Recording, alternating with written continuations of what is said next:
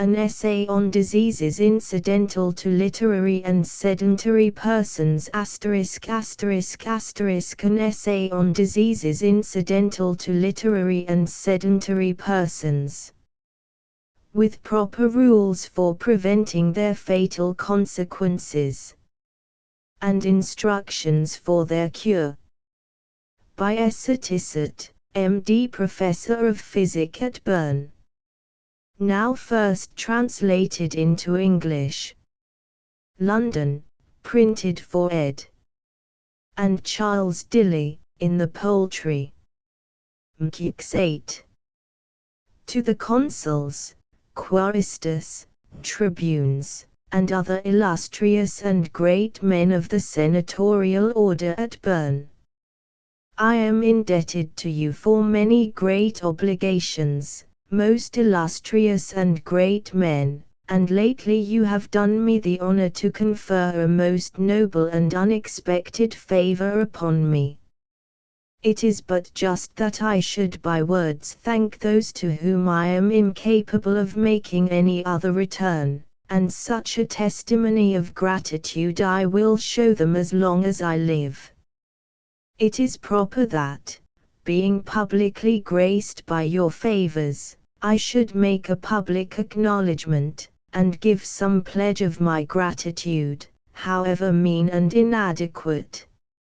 Receive therefore, most illustrious and excellent men, and deign to receive favorably, this first though feeble proof of my diligence in my new office. May the Almighty enable me to promote the public interest of the Academy by more considerable and more valuable productions, and may the hopes which you have conceived of me, venerable fathers of your country, and the hopes which the people have conceived concerning this new professorship, be fulfilled to general satisfaction. May the propitious deity likewise favor all your public and private undertakings, and shower all his choicest blessings both upon you and yours, and the whole Commonwealth. And cease not, reverend fathers, to make happy, by your constant benevolence and favor, a man entirely devoted to the service of your excellencies. Tissot. Lausanne, the 29th of April, 1766. Advertisement to the reader. The occasion of this discourse, and the choice of the materials, will sufficiently appear from the discourse itself, therefore, courteous reader, I shall not trespass upon thy patience by a long preface. I have long since read many treatises and dissertations concerning the health of the studious, but of all the authors, who have treated this subject, the only one who has acquitted himself to my satisfaction is Bernard Ramazzini, for I have not yet had an opportunity of reading the work of the celebrated Pujatus, a man who in other respects has deserved highly of the medicinal science, but whose treatise upon this subject is, I find, neither praised by the journals nor by his friends. Nor is the work of Ramazzini complete, since he has left more topics untouched than he has elucidated. I have therefore undertaken an important, an agreeable, and even a new subject, and I hope I shall not appear unequal to it, but it will be sufficient to have pointed out the road at a distance to learned travellers. They will soon be able of themselves to show the unknown paths, which is my earnest wish and desire.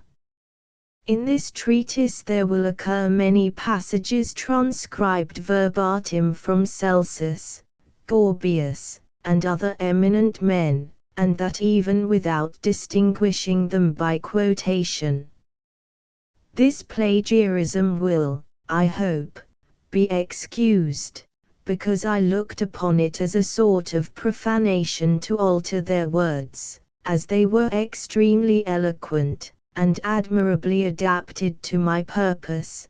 Besides, it was improper to disgust the reader by too great a number of quotations. On the diseases of literary and sedentary persons.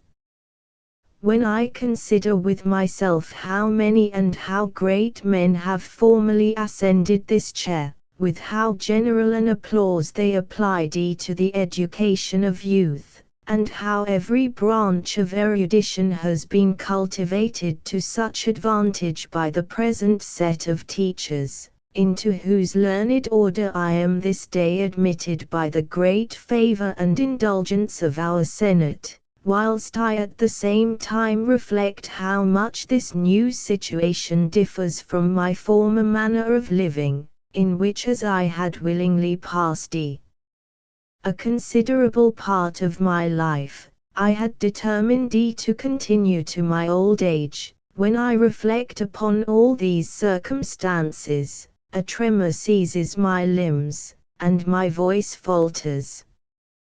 But because from the very foundation of this respectable academy, custom, which governs all things, and your expectation requires it of me, emboldened by your kindness, I will make trial of my abilities.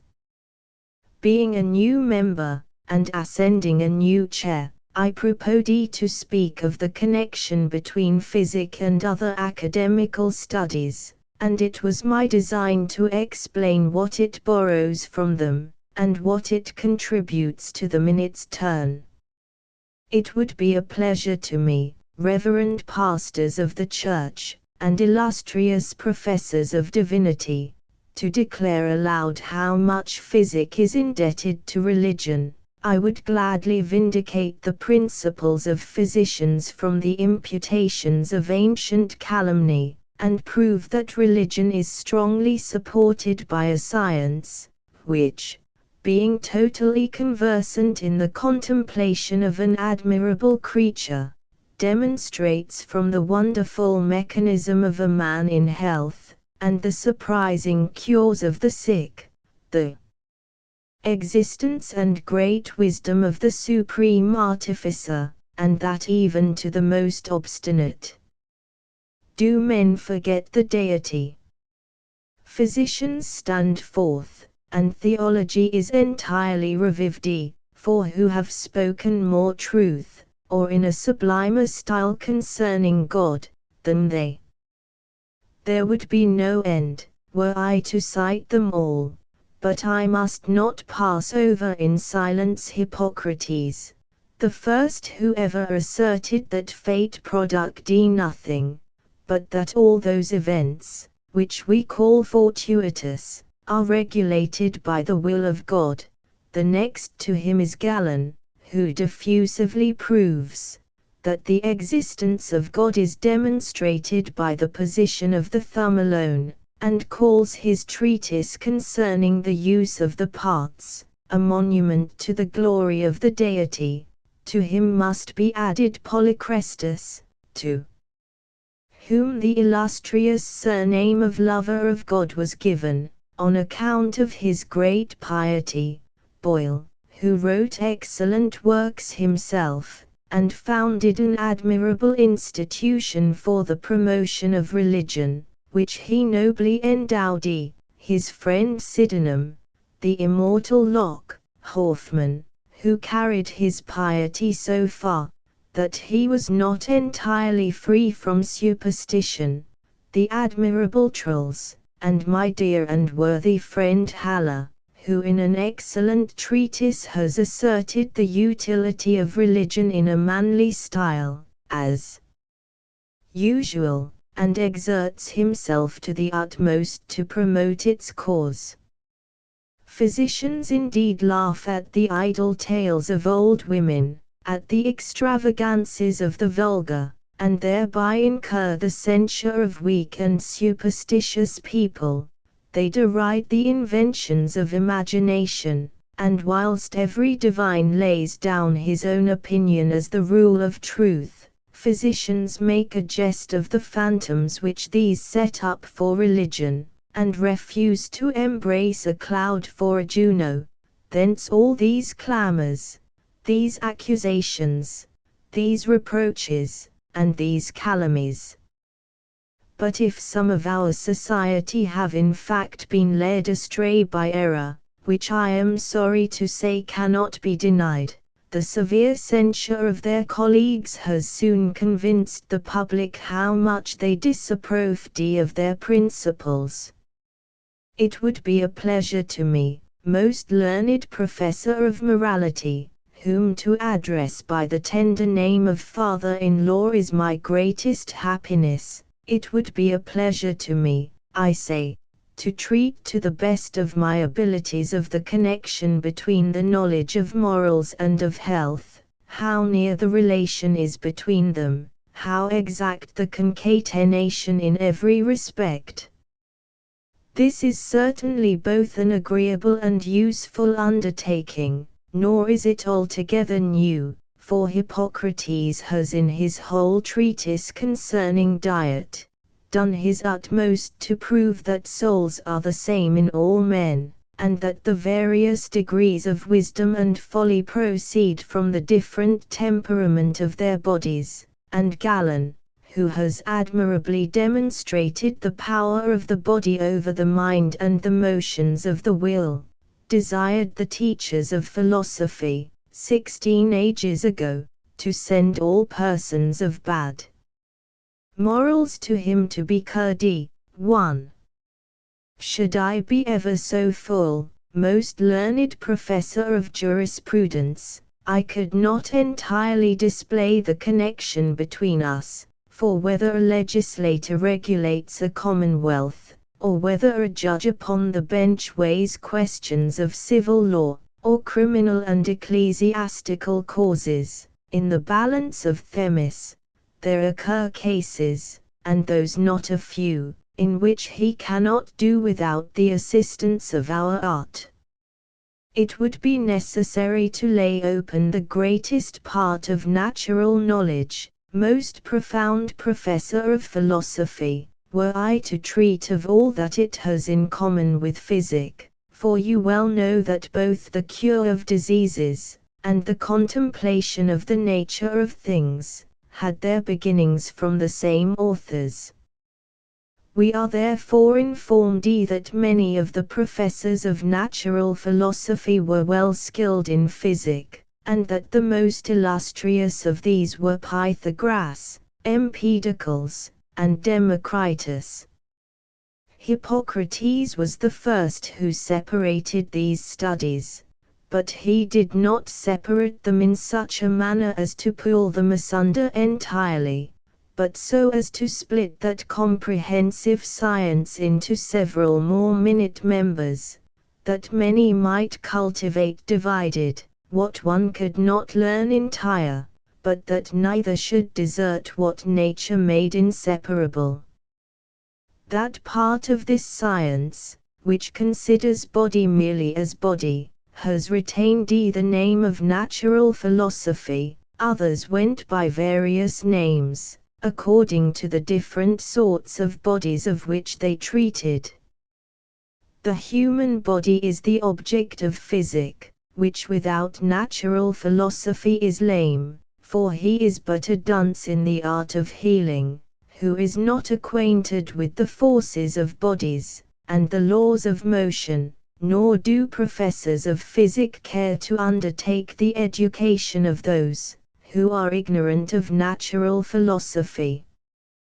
But if physic is greatly indebted to this science, it can in some respects return the favor, and physicians have returned it in many instances, for Gilbert, who first satisfactorily explained the phenomena of electricity, was a physician, as was likewise Boyle, who promoted natural knowledge more than any other philosopher, and Boerhaave, whose experiments upon the elements have given a new face to this science, and to pass over many others in silence, the illustrious Muschembroek, who is universally allowed to surpass all others in this article. And there is some connection, though perhaps not so close, between your studies and physic, illustrious professors of history and languages. For what physician would not be ashamed to be ignorant of history and the humanities? Who would not be desirous of consulting the Arabian physicians in the originals, as none of them has hitherto been faithfully translated? Are there not likewise certain parts of history, which physic alone can throw proper lights upon? Is not Celsus a physician, whose works all that are desirous of speaking Latin in perfection, study night and day? Pliny, in whom we meet not merely with helps for acquiring the Latin language, but with the purest Latinity, though he did not practice physic, understood it perfectly, and is entirely taken up in explaining it. Artus, whom we respect as a master of the healing art, is conspicuous for the elegance of his Greek. Galen has an eloquence peculiar to himself. So has Alexander. And those who cultivate the Arabic language, boast that it is nowhere to be found in greater purity than in the writings of physicians. It appeared to me at first sight, that on so copious a subject it would be easy to make an oration, but upon maturer deliberation I began to think quite otherwise, and so, having laid down a burthen too heavy for my shoulders, and left it to more sublime geniuses, I kept to my practice. My labor is here engaged, and not my eloquence, and, having resigned the hopes of declaiming like an able orator, or soothing your ears with the allurement of words, I have chosen this subject, as capable of pleasing you by its own force, and as it is sufficient barely to lay it before you, it requires no ornaments. Datoris dicit arita, navitada ventis. Quod medicorum ist promittunt medsae. The ploughman talks of oxen, the sailor of the wind. Physicians offer what belongs to their profession. And addressing myself to learned men as a physician, I shall treat of the health of studious men, and here again I must request your indulgence. Direpa in cortum serpunt contagia vulgus. A dire contagion through the vulgar spreads. But whilst I was hurried about to attend a crowd of patients, I had no leisure to polish my work, therefore I have without method thrown together my thoughts and observations on this useful topic. It is an old complaint, that study, though essentially necessary to the mind, is hurtful to the body, and Celsus has intimated the necessity of a remedy. Those that are of weak constitutions, says he, as most studious men are, should take greater care than others, that what is impaired by application to their studies may be repaired by attention to their constitutions.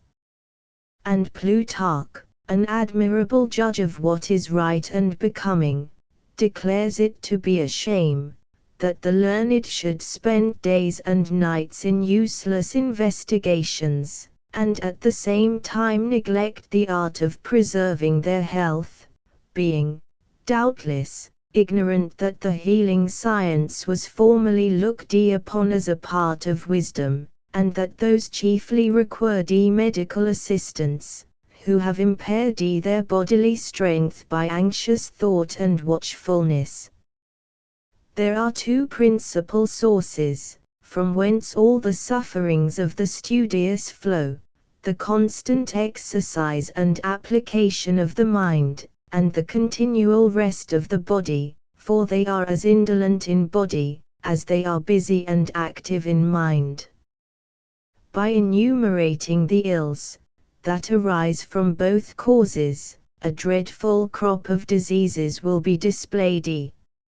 Let metaphysicians bewilder themselves in inquiries, how the mind governs the body, and is governed by the latter in its turn. Physicians, descending to considerations of less importance, but of greater certainty, perhaps, and little solicitous about the causes of this mutual government, and but confining their inquiries to phenomena, know by experience, that certain emotions of the mind necessarily arise from certain conditions of the body, and that by particular emotions in the mind, particular changes are unavoidably produced in the body, and that whilst the mind thinks, some part of the brain is stretched. We make no other inquiry, it would be of no use to know anything farther. So close is the connection between mind and body, that we cannot well conceive the operations of the one independent of some correspondence with the other. For as the senses are incapable of conveying the materials of thought to the soul, without the motion both of their own fibers and those of the brain, so, whilst the mind revolves these cogitations, the organs of the brain are more or less stimulated to act, stretched, and have oscillator emotions excited in them. The mind agitates the machine, and these are the labors of the medullary part, which, being so tender, does not suffer the less by these motions, and every man easily feels that in himself, which the strongest arms experience after the most violent exercise.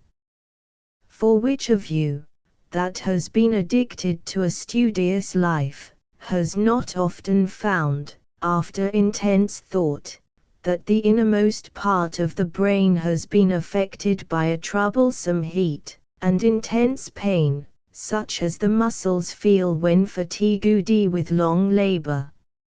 Nor does the medullary part of the brain suffer alone, but the very eyes themselves can perceive the force of the thinking soul, extended beyond the brain, for whilst we look upon a man that meditates seriously, all the muscles of his face appear stretched, nay sometimes convulsed.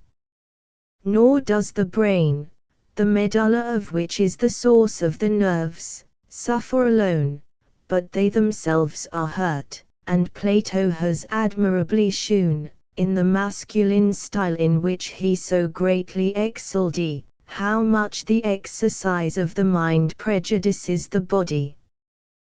Quando anima, inquit, corporid modum potentiorist, exultat cineo at ceferta, totum ipsum intrinsecus quotiens languibus implet. Quando etiam ad dicendum, investigandumque, collectis in unum veribus, vehementer incumbit, liquefacit process corpus, and lab factat, denique cum ad dicendum, differendumque privatim and publis ambitiosa quaedam concitation contendit, inflammat corpus at crisolvit.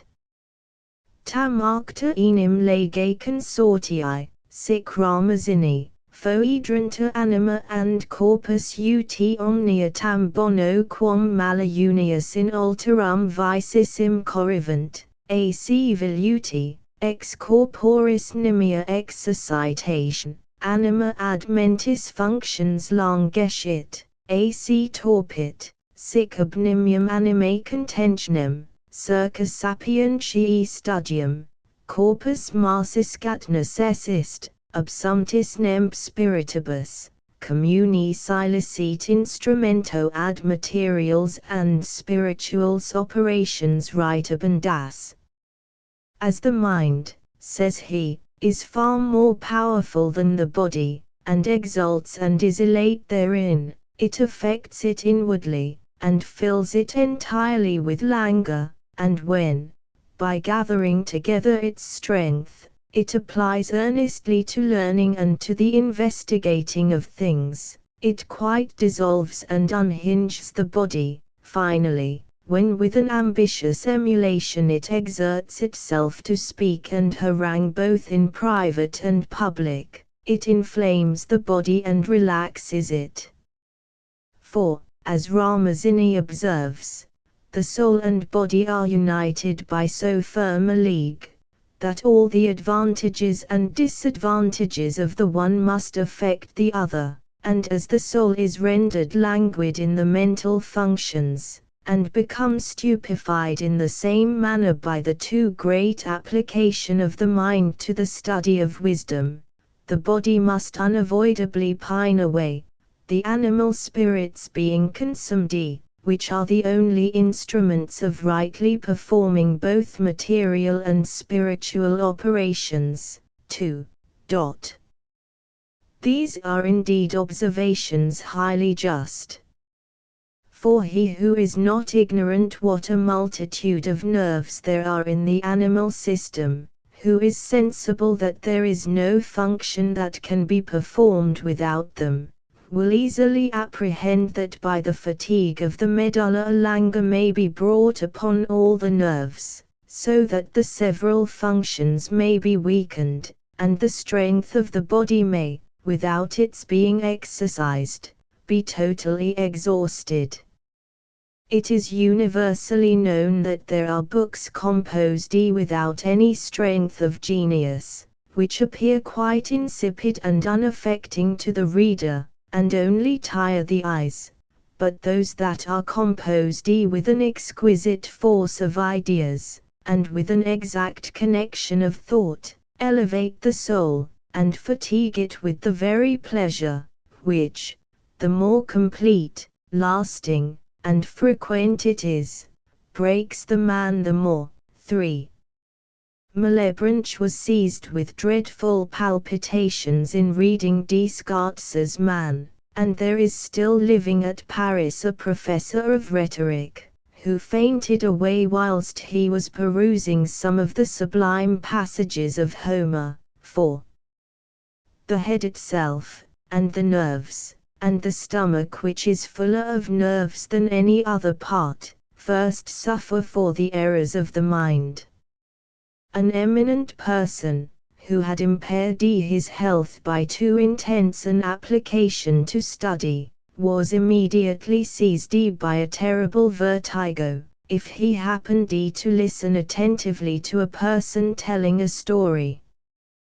He likewise complained, that nothing could give him greater uneasiness than his attempting to recall the memory of anything, for then he was put to the greatest pain imaginable, and sometimes seized with a fainting fit, attended with a sense of extreme lassitude. Nor could he desist from his effort after he had once begun it, though he labored ever so much for that purpose, but was under a necessity of proceeding as he had begun, till he fainted away. 5. The illustrious Viridette, formerly my fellow citizen, knew a woman who, whenever she used any application of mind, was seized with a severe fit of the colic. 6.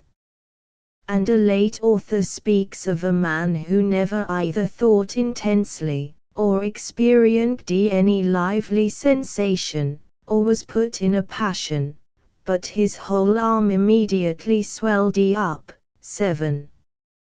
Both of which cases may be explained by the defect of the nerves alone, and the action of the mind upon the nerves.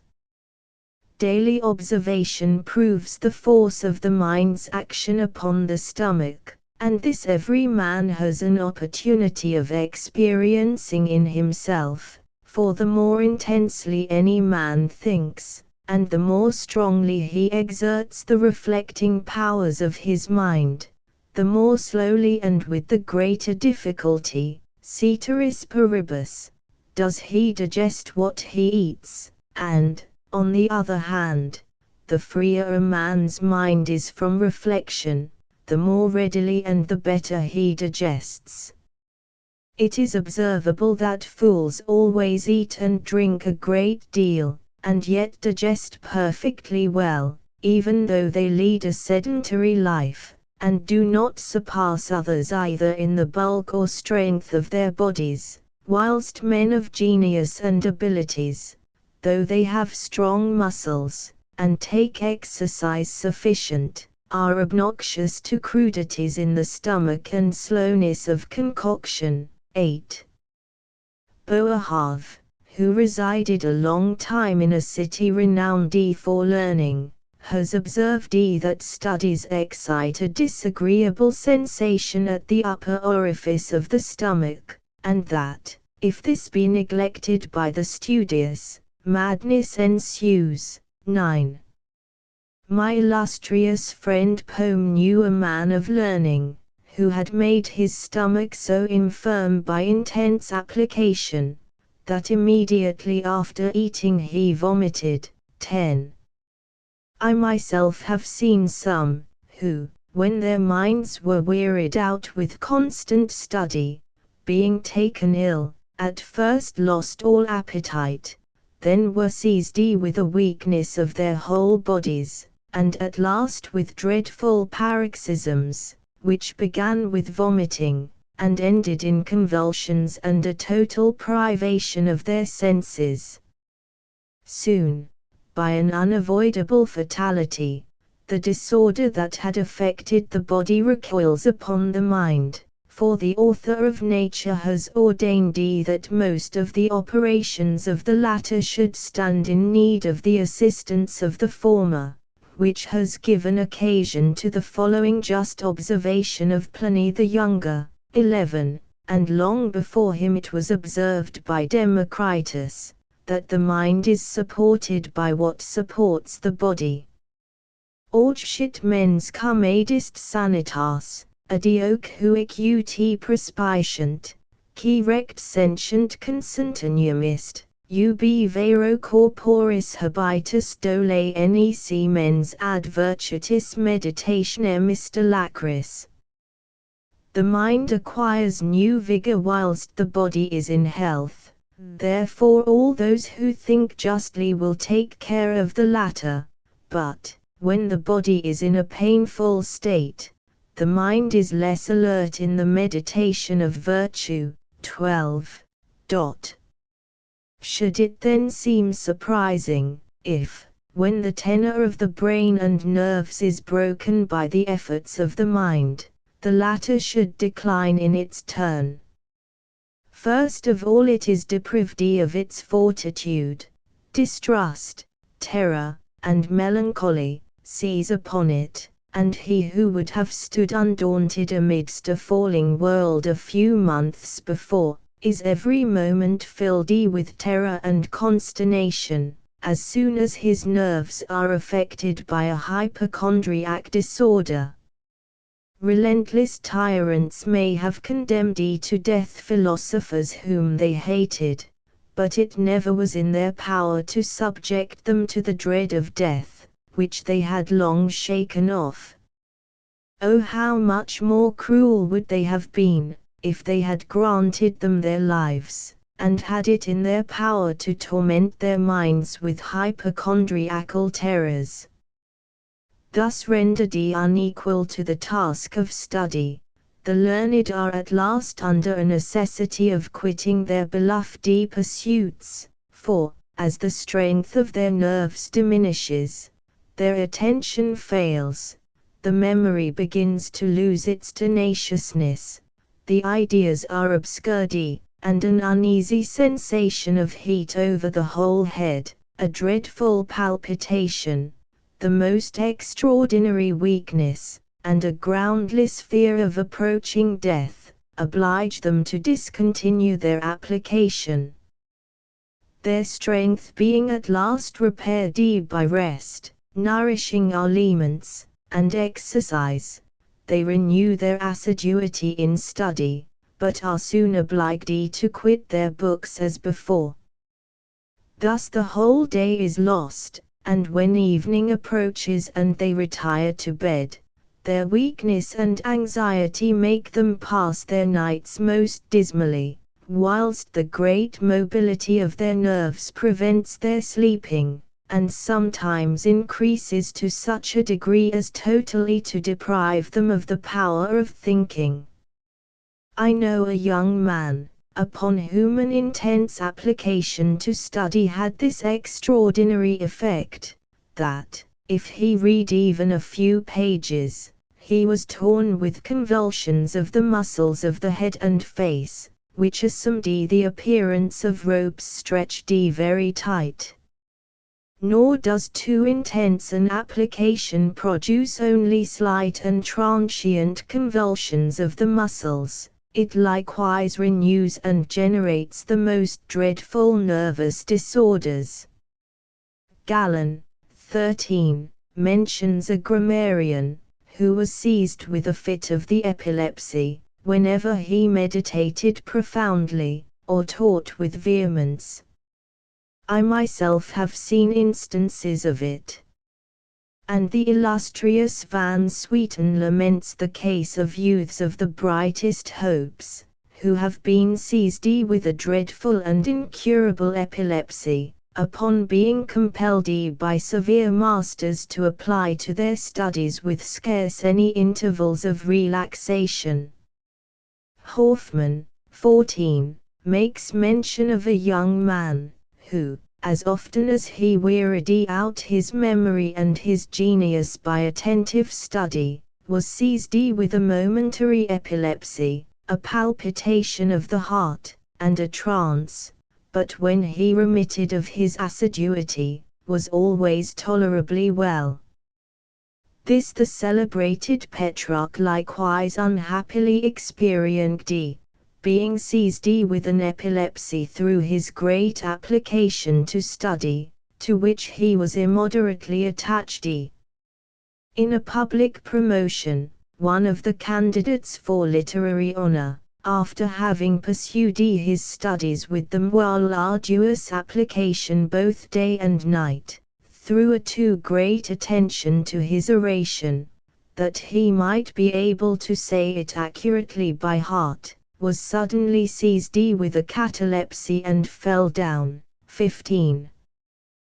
The labor of the mind not only produces nervous disorders, but, by means of the nerves, gives rise to other complaints. An eminent mathematician, who was troubled with an hereditary gout, and had always lived soberly and chastely, hastened a paroxysm by applying a long time to the solution of a difficult problem. 16. And the case of the Chevalier de Penay is very extraordinary. After 4 months of the closest study imaginable, and without any previous disorder, his beard fell first, then his eyelashes, then his eyebrows, then the hair of his head, and finally all the hairs of his body. 17. Did this proceed from the great relaxation of the roots, from which the hairs grow, or from the want of nutrition? Certain it is, that an intense application of mind relaxes the whole corporeal frame, and prevents all nutrition for 2 reasons, for this is the effect of thought, not upon all, but upon most constitutions, that it accelerates the pulse, and produces a fever, which, by dissolving the nourishing jelly of the fluids, occasions paleness, leanness, consumption, and a sort of wasting of the nerves. On the other hand, the cessation of the action of the nerves is capable of producing it. Nor does it less cease in the whole body, whilst it is obstructed by application of mind, than when it is stopped by a swelling or a ligature in any part. We should not be too inquisitive in prying into causes, and many circumstances relating to nervous disorders will forever remain unknown, But if anyone should be curious to know how the too great tension of the nerves is hurtful, I will briefly give him my sense of the matter. The body is exhausted by too great an evacuation, hence arises weakness, an extraordinary tenuity of the humours, and, what it is generally productive of, a diseased mobility. Suppose the blood were to run copiously from a wound, or the gastric fluids were to be poured forth by the anus, or the breasts sucked too long, or a greater discharge of saliva made by spitting, or the wretched body were to be troubled with a long diabetes, or in short, any other evacuations were too much increased, the strength would decline, and the health be lost. But whilst the nerves act, their fluid runs out of the body, and carries off the strength with it, nor is there anything in the body either more labored, more necessary in many animal functions, or more intimately connected with strength. In studious men, therefore, a perpetual dissipation of the nervous fluid springs from the incessant action of the nerves, attended with weakness, and an extraordinary mobility, from whence all the above-mentioned diseases easily take rise.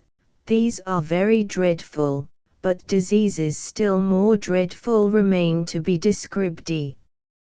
It is not easy for the mind not to throw out at will such motions as it has powerfully conceived, and this is a second cause of the diseases of studious men, from whence spring so many errors and wanderings of the mind, to be charmed for death only, so many frenzies and deliriums, for whilst ideas no longer answer to their external objects, but to the internal disposition of the brain, the latter being agitated by its own motion, either entirely, or in part, is unable to receive new vibrations, to be transmitted, all, or some, by the senses, whereas those that are spontaneous cannot be checked.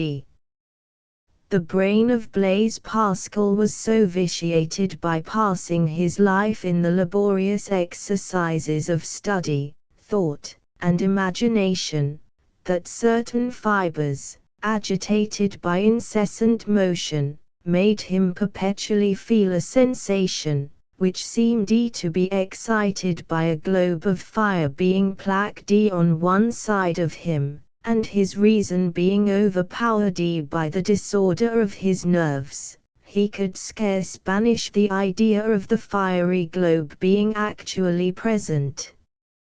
Spinello painted the devil's throne from heaven by the Almighty, and gave so fierce a countenance to Lucifer, that he was struck with horror himself, and during the remainder of his life, his imagination was continually haunted with the figure of that demon, upbraiding him with having made so shocking a portrait of him. There are many others, whom the force of genius too much rusty, has forever hurried beyond the boundaries of truth. Gaspar Barlaeus, who was at once an orator, a poet, and a physician, was not ignorant of this danger, concerning which he admonished his friend Constantius Huygens, 18, but being blind with regard to himself, he by immoderate studies so broke the force of his sensum, that he thought his body was made of butter, and carefully shunned the fire, lest it should melt him, till being at last tired of his excruciating fears, he leapt into a well. I must still grieve for a friend of a penetrating genius, an excellent understanding, of strict morals, and one that seemed born for a better fate, who being animated with too great a love of learning, and in particular of the medical science, by reading night and day, observing, making experiments, and meditating, at first became sleepless, then began to talk, sometimes incoherently, and sometimes rationally, at last run mad, and having scarcely escaped with life, never recovered his reason. I have known many others, who by study alone were first rendered frantic, or crazy, and at length became idiots. I love, esteem, and honor an illustrious man, and a man of extraordinary abilities, who being 12 hours intent upon settling a difficult memorial, after having finished his work, became delirious till a soft sleep quieted the state of his nerves. Observers give us accounts of many similar cases, and I was informed by a witness who may be confided in, that Peter Duria was formerly famous for his talent at disputing, by his labors in writing books of controversy, and expounding the Apocalypse, so disordered his brain, that though he thought like a man of sense in other respects, he was firmly persuaded that the 7 fits of the colic, with which he was tormented, had been occasioned by a constant fight between 7 horsemen that were shut up in his bowels. There have been many instances of persons, who thought themselves metamorphosed into lanterns, and who complained of having lost their thighs.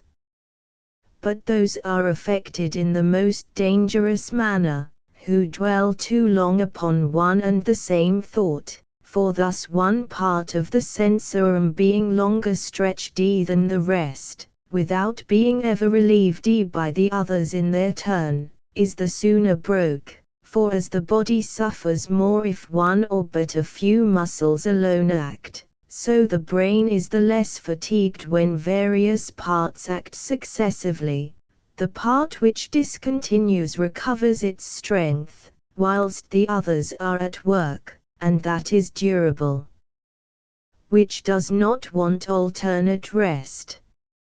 Many years ago I knew a woman, who appeared to have very good sense for 25 years, but having, unhappily for her, embraced the sect of the Herrenhutters, she became entirely inflamed by the love of our blessed Saviour, and of him alone, and she dwelling entirely upon this idea both day and night, it so broke the tone of her brain, that in a few months' time she became an idiot, but still she was so mindful of her lamb, that visiting her every day for half a year together, and frequently addressing my discourse to her, I could never hear any other words from her than my sweet lamb, and this she uttered every half hour, with downcast eyes, and was the only word she spoke for a year and a half, which time being elapsed, she pined away and died. And to pass by other examples, there was not long ago in this academy, a young man of bright hopes, who being too earnestly solicitous about squaring the circle, died mad in the Paris hospital. The third cause of the disorders of the brain, is, that law to which the human machine is subjected, that a new quantity of blood should be added to the part that acts. The illustrious Morgigny knew a man of learning at Bologna, who whenever he gave his mind to abstract meditations in the morning, before he rose, was sure to bleed at the nose for a short time after. 19.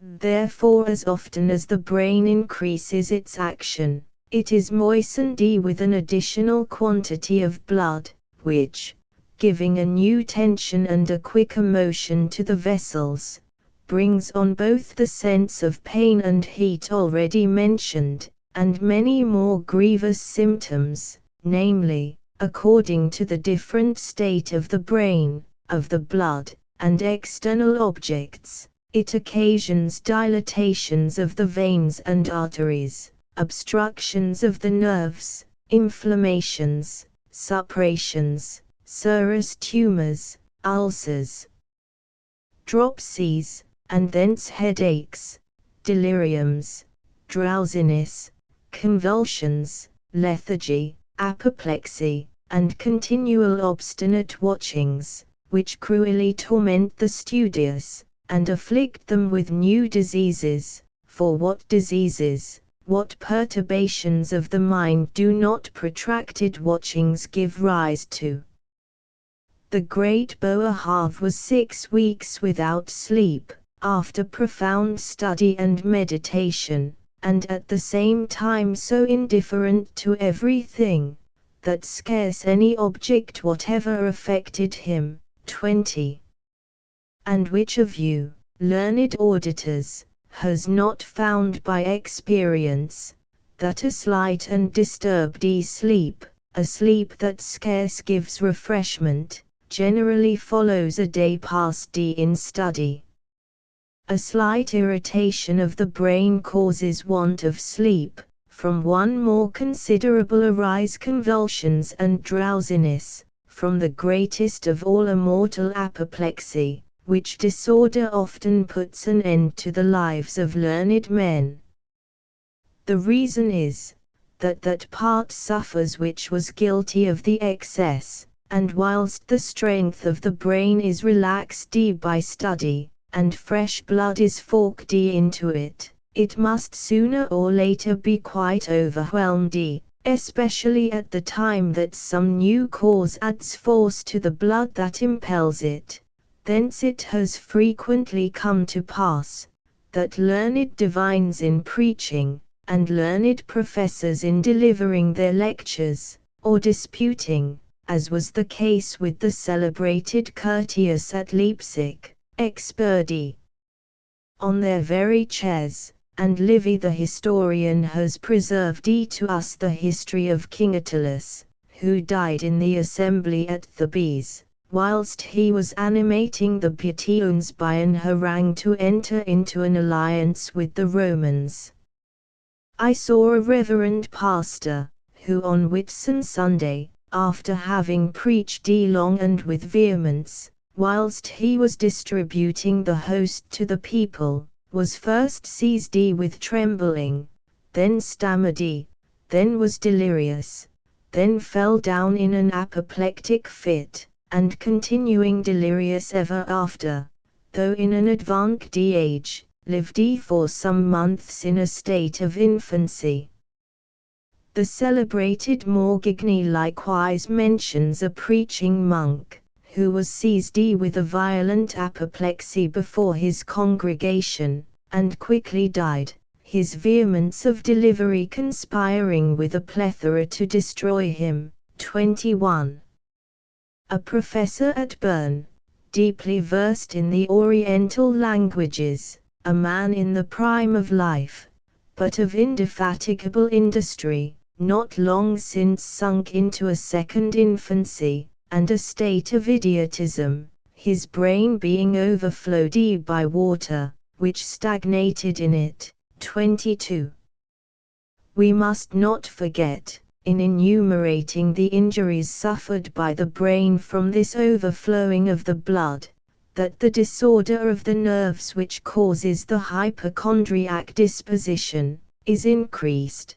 Their little tubes being dilated are constantly weakened, grow soft, and make less resistance to impressions, which is one of the chief causes of the hypochondriac disorder.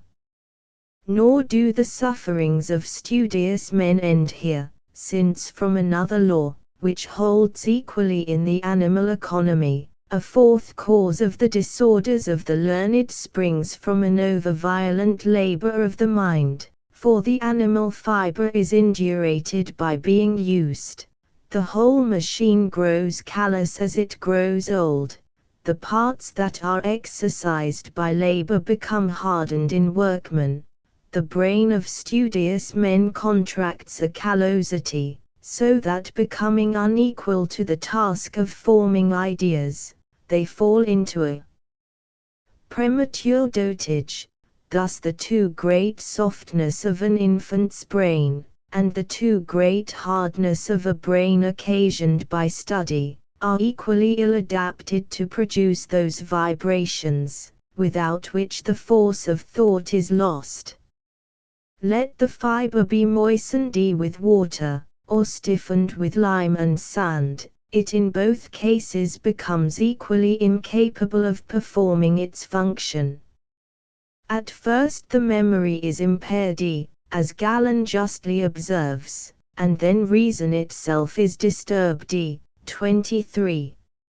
Nor is there any necessity that the mind should meditate great and sublime objects, to impair the strength of the nervous system. A too protracted use of the eyes has often given rise to innumerable nervous disorders, concerning which the testimony of Gunzius is of the utmost authority. 24. And every weak man must know by experience, how much too great a use of the eyes weakens the head. Of this I have already given an example, and have often found it by experience, for when I contemplate any object a considerable time, after the fit of a fever, or any other disorder, and before my health is quite recovered, I am seized with a vertigo, a sickness in the stomach, and a disagreeable listlessness of the whole body. In order to vindicate literature from the charge brought against it, you will doubtless object, that many men of profound learning, have lived to the most advanced age, and retained their powers both of mind and body unimpaired to the last. I have heard of many, I have myself seen more, nor can either you or I ever forget that truly illustrious man, that man of universal learning, who as he was worthy of it, enjoyed general love and veneration, who was the ornament, honor, and delight of this academy for above 50 years, and whom we all with equal wonder and satisfaction saw enter upon his 90th year, without either his reason, or his senses being in the least impaired. But all are not equally happy, and there are few men endued with such strength, both of mind and body, as to undergo such labors with impunity, if even those can be said to undergo them with impunity, who attain to that stage of life, which they perhaps would have greatly exceeded, had they lived in a different manner. Some men are by nature insatiable in drinking wine, others are born cormorants of books, and never glutted with the acquisition of learning, nor should it be passed over in silence, that almost all the learned men, who are looked upon as its masters by the human species, all lived to a great age, as Homer, Democritus, Parmenides, Hippocrates, Plato, Plutarch, Lord Bacon, Galileo, Harvey, Wallace, Boyle, Locke, Leibniz, Newton, Boerhaave. Can it then justly be inferred, that violent exercises of the mind are not hurtful? Take care how you draw so false a conclusion. But, as I said a while ago, some men are born with happy constitutions for meditation, and perhaps that excellent constitution of the fibers, productive of longevity, is the same that produces great geniuses, mens sana in corpore sano, a sound mind in a healthy body, and consequently the great men, whom I have just mentioned, owed their reputation more to their extraordinary genius, than to industry and application, and prevented the ill effects of their severe studies, by allowing themselves intervals of leisure, by taking proper exercise, and by the dissipation both of business and amusement. Nor did they lead the life of abstracted students, a species of men little known to the ancients, and who took their rise first at the declension of literature, were renewed at its revival, and may be properly compared to the Indian Farkers, for both bid farewell to the human race, and both of their own accord, and generally without any emolument to society, emaciate and inflict austerities upon themselves, the former by the sun, by cold, by nails, by chains, by whips, the latter by books, manuscripts, coins, monuments, and almost all by inaction, and the want of bodily exercise. This is another, and a most prolific source of the disorders which afflict men addicted to study, for the human machine was formed and intended for action by the Supreme Artificer, therefore health is inseparable from action, which will be easily conceived by whoever examines the human body with attention. It consists of containing and moving vessels, contained and moved fluids, if the fibers or vessels have a proper tone, if the fluids have a proper consistence, if the motions, by which they should be continually agitated, are neither too violent, nor deficient, we enjoy a good state of health.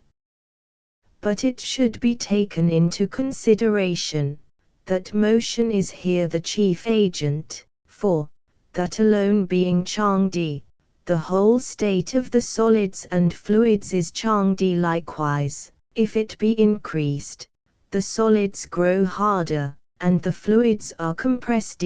If it be diminished, the fiber becomes relaxed, the density of the blood is lessened, for the whole body is formed of a chle, which is softer and lighter than any part of the body, either solid or fluid, whose small particles a continual motion unites and strongly compresses, and if this motion should fail, the parts must prove deficient in their due firmness.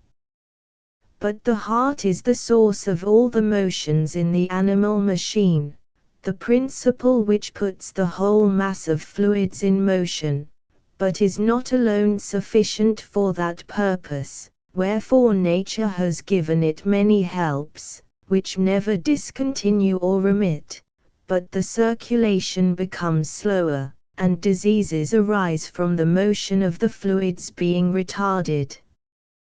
The chief of these helps is the muscular motion, whose extraordinary force in quickening the circulation, the most ignorant surgeon every day displays to the eyes of all spectators, by an easy experiment, when upon opening a vein he bids the patient move some cylindrical instrument round about in his hand, in order to accelerate the emission of the blood. Nay, every man may easily perceive in himself, how much the quickness of the pulse is increased by the motion of the body, and these are the effects of motion. It sharpens the appetite, it strengthens the fibers, keeps up a due temperature of the fluids, promotes all the excretions, fortifies the mind, and gives a pleasing sensation to the whole nervous system,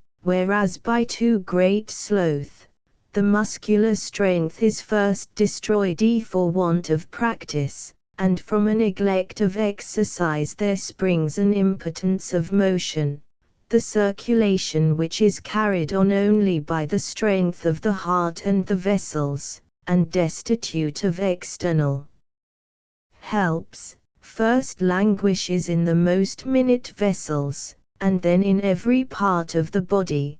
The heat decreases, the humours stagnate, and contract a vicious disposition, for some of them lose part of their density, others part of their tenuity, and they all become glutinous, and of consequence unfit for secretions. Therefore what should be secreted is retained. The body is loaded with a mass of adventitious humours, it is destroyed by their acrimony, the vigour of life is benumbed, the strength declines, the blood is dissolved to water, hence arises a dropsy, a disorder in a manner epidemical to men of learning, by which the brain is often affected. An instance of this I lately saw, with concern, in an eminent man, whose case I discovered too late, and who not by literary pursuits, but other exercises of the mind, and total inaction of body, had broke a constitution which once was robust. 25.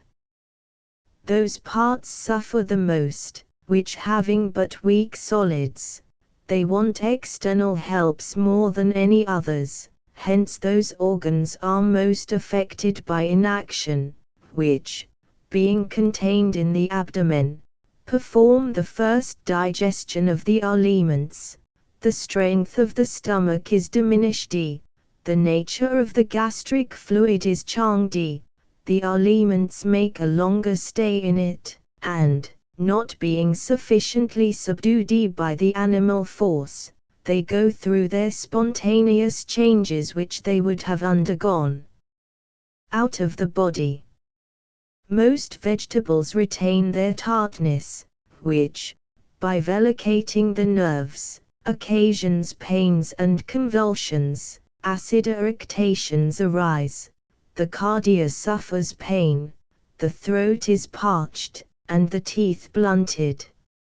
On the contrary, both flesh and eggs rot, and fat aliments grow rank, hence proceed putrid eructations, immoderate thirst, and continual fluxes. Digestion is always difficult, troublesome, and malignant. The aliments cease to afford nourishment, nor do they any longer repair, but irritate and weaken. The exhaling vessels no longer pour forth a dewy, mild, and saponaceous lymph, but they throw out a thick glue, which affects the sick with a constant pain and sense of a heavy weight, and of cold at the stomach, and creates the utmost loathing. The consequence is the same when the intestines, being of the same structure with the stomach, suffer the same injuries. The action of respiration first begins to fail, whose alternate compressions, whilst it is accelerated by the muscular motion, compress and strain all the viscera of the abdomen. Their irritability is lost, the body is generally costive. There is here likewise accumulated a troublesome phlegm, the prolific mother of diseases. Thus it once happened to the celebrated Justus Lipsius, professor of history at Leyden, who being long ill, and under the care of his illustrious colleague and friend Hunius, found no relief till he had voided a substance resembling the intestines both in figure and colour. It was a tough and viscid phlegm, gradually collected in the whole tube of the intestines, through a sedentary life wasted by study, and this phlegm, turning to putrefaction, made Ajax of the whole body. The foams of the disease being thus purged off, he was restored to health. 26. The collected excrements compress with their bulk the neighboring parts, irritate the intestines by their corruption, and by absorbing the putrid matter infect the whole mass of blood. From all these causes put together arise those excruciating pains in the bowels which often torment the studious, and are with difficulty cured, as they are perpetually renewed by errors in diet. 27. Hence that troublesome flatulency, so hurtful to sedentary men, which torments the learned 1,000 different ways, and often passes for other disorders. The intestines are not only affected, but the functions of the neighboring parts are disturbed as well from the violence of the compression as from their own diseases. The pancreatic juice grows vapid and stale, the functions of the spleen are vitiated, the repositories of the bile are much disturbed. By its stagnation it loads the liver, forms obstructions in it, thickens and grows hard itself, and flows slowly to the intestines, whence their disorders, especially those of the jejunum, and vices of the chyle, increase, being scarce able to pass through the narrow neck of the cystic duct, it often concretes into a stone, and occasions those severe colics with which the celebrated Ignatius, founder of the Jesuits, was formerly afflicted, and with which the learned are often tormented. 28. If at length by stagnating it putrefies, it then erodes, ulcerates, inflames, and assumes the appearance of all the innumerable disorders of the liver, and produces inconceivable anxieties. These are likewise caused, though with less danger, by that cruel disease called the hypochondriac, the first species of which, mentioned above, and called the nervous, is occasioned by excessive labor of the mind. The other, I mean the abdominal species, arises from a disturbed circulation in the abdomen.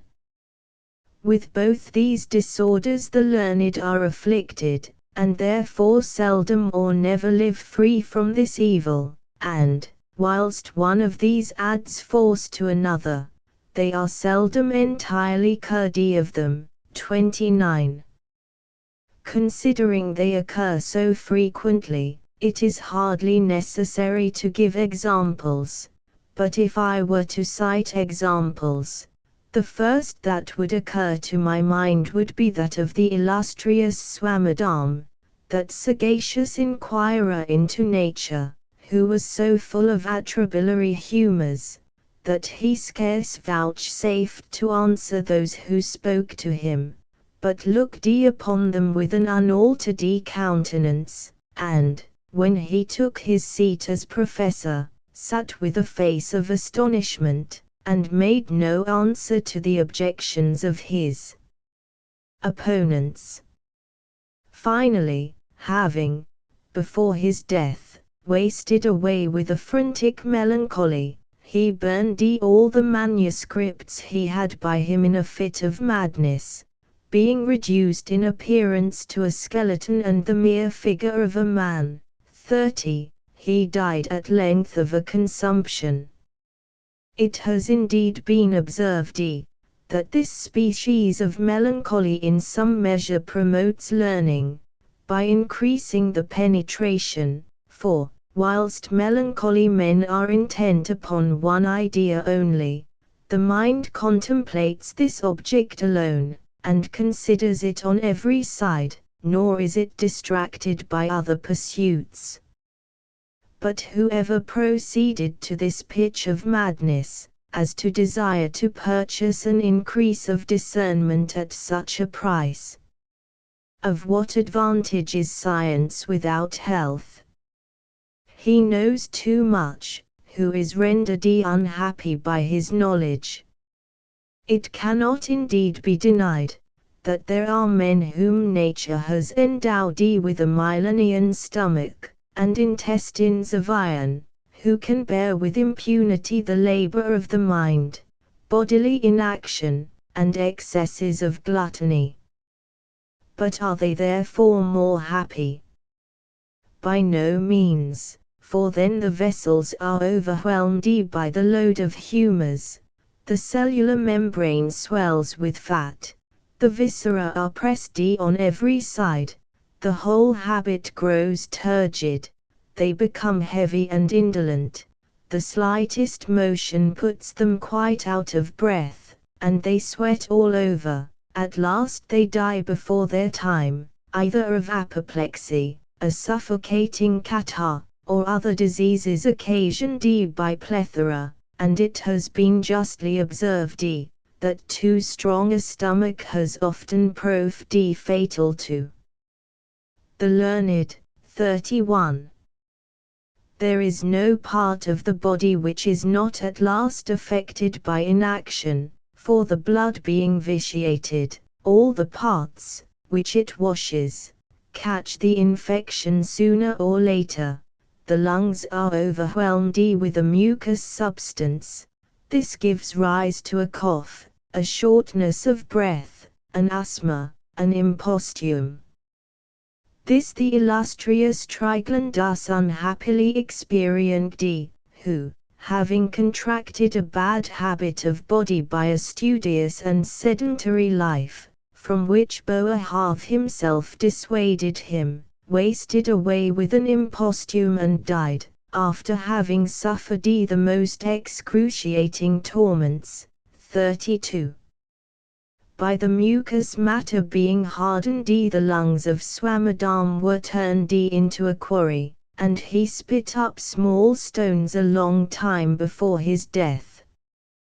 That the stone, and other severe disorders of the bladder, are the fruits of too assiduous an application to learning, is proved by the sad experience of Hunius, Casaubon, Beverovicius, Sydenham, and many others, amongst whom may be reckoned the illustrious exile of Geneva, to whom Britain now boasts of having afforded an asylum. 33. Whilst all the excretions are disturbed, the chief of them all, namely cuticular perspiration, is not free from disease. As perspiration is greatly promoted by muscular motion, which both prepares humours for secretion, and gives strength to the exhaling vessels, so is it greatly interrupted by the want of that motion. The humour that ought to be excreted is retained, and pollutes the whole mass of the fluids, and gives rise to rheumatic or catarrh house disorders and a troublesome phlegm. Of this Horace complained long since, and with this complaint almost all men of learning are afflicted, for they can scarce read or write for any time, but they are immediately troubled with a slight running of the nose, or seized with a cough. From the same source are derived those irregular fevers, which often occur without any visible cause, whilst the unperspirable humours, which have been generated by the defect of the stomach, and the want of motion, are unable to pass the cutaneous vessels. Perpetual rest is alone able to torture those nerves, which have been weakened by the labours of the mind, and it often quite destroys them, even in those who equally give themselves up to indolence both mental and corporeal. For the nervous system is the last work of the human machine, and if any function fails, the nerves are immediately affected, so that often from their defect, whenever it appears, there results a well-grounded suspicion of a disease in the stomach, or in some other part. They are therefore vitiated in the learned for two reasons, for, being plagued between the mind and body, they are punished though innocent, let which of the two be in fault, nor do they however go unrevenged, for the injuries they suffer on one part they carry over to the other, and thus, by a vicious circle, the mind hurts the body, and the body impairs the mind, and they with one accord injure and weaken the nerves. The seminal fluid, which has been thought by some great men not to be very different from the nervous liquor, is likewise deprived of its force, and upon this principle, and from an accurate consideration of what each part in a father contributes to the formation of a son, it perhaps is not badly accounted for, why strong and illustrious sons are seldom the offspring of illustrious men, for the punctum saliens is contaminated at the first moment of life, whence it receives an injury which is not afterwards to be repaired by any art. And whilst the mind of the father was entirely given up to meditation, and his corporeal functions totally neglected, the vivifying liquor was perhaps defrauded of that part of elaboration which it should have had from the brain, so as to give a proper tone to the brain of the embryo. From that general laxity of the fibers, which is demonstrated to the senses themselves by the softness of the muscles, by the force of the artery, and by that laxity of the gums which throws out sound teeth without any pain, from that general laxity, I say, arises that weakness which oppresses so many learned men, and which I lately lamented to see, whilst, as a friend and physician, I sat by our beloved Alphonsus, 34, to whom the wishes of the public had promised the age of Nestor, and all the hopes I had of his recovering his health were immediately banished by a weakness greater than any I remember ever to have seen, and which the Herculean labors of his mind had brought upon a thin body. How great and irreparable a loss was then sustained by religion, virtue, the church, the city, his unfortunate family, and the youth of this academy. What a man, what a colleague, what a friend have we lost, illustrious professors! One who, as Euphrates of old, was remarkable for the greatest sanctity of manners, for the utmost care in the discharge of all the duties incumbent upon him, which were many in number, one whose complaisance was equal, who was entirely free from austerity, whose presence excited reverence, and not dread, for he was severe upon vices, not upon men, whose learning was extensive, whose discourse was copious, various, and, above all, pleasing, and yet not without a Platonic sublimity, one, in short, who was capable of persuading and working upon such as were most averse to his documents. Having lived in the utmost veneration, he left behind him the highest regret for his loss. But to return to our subject from this sad digression. Thus have I treated of the two first causes of the diseases of the learned, others remain still to be spoken of. And the first that occurs, whilst I am upon the subject of inaction, is the very posture of constant sitting, with the body stooping, and the legs bent, for this both hurts the lower extremities, and, by obstructing the viscera of the abdomen, soon occasions all sorts of disorders arising from indigestion. And those learned doctors prudently consult their health, who indulge their meditations, not indeed standing, for that posture is not without its inconveniences, but walking. And this is one of the bad effects of sitting, that it greatly obstructs the passage of the blood in the abdominal veins, which makes it stagnate at the anus, where it meets with less resistance, and causes those shocking piles that torment so many literati, and, though praised by some, certainly do much more harm than good.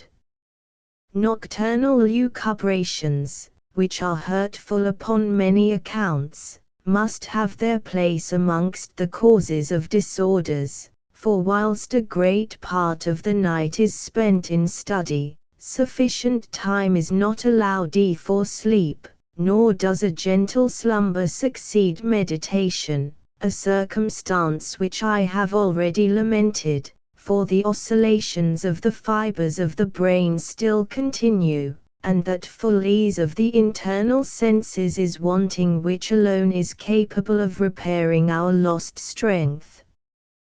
They likewise pitch upon an unreasonable time for sleep, for nature has assigned the first approach of night as the proper time for beginning to repose. The night invites to sleep as well as the unwholesome air, and to this end its darkness and silence contribute. Besides, the nocturnal air is cold and moist, and, when the sun retires, most animals feel their strength diminished, and night forces some of them to sleep even against their inclinations, as it does many plants. The night air is so unfavorable to study, that the celebrated Van Swieten knew a gouty man, in whom the slightest application of mind, and even the reading of a letter, after sunset, occasioned a fit of the gout. Nor should we forget that study forces the blood into the brain, and that nothing can be more dangerous than to study in bed, for both sleep, and the posture of the body in sleep, increases the quantity of blood in the skull. Therefore nocturnal studies produce all those disorders which the want of rest gives rise to. The organs of sense are principally affected, their strength is exhausted, the fibers are either worn or agitated by violent motions, hence arise an incoherent series of thoughts, a luxuriant imagination, deliriums, dreadful headaches, and, finally, a total privation of sleep, scarce to be cured by remedies, and which often occasions fatal disorders. The injuries of watching are increased by the ill effects of candles, which infect the air by their gross vapor, so pernicious to the lungs, the eyes, and the nerves. It is, therefore, the highest advantage imaginable to go to bed betimes, and rise early in the morning.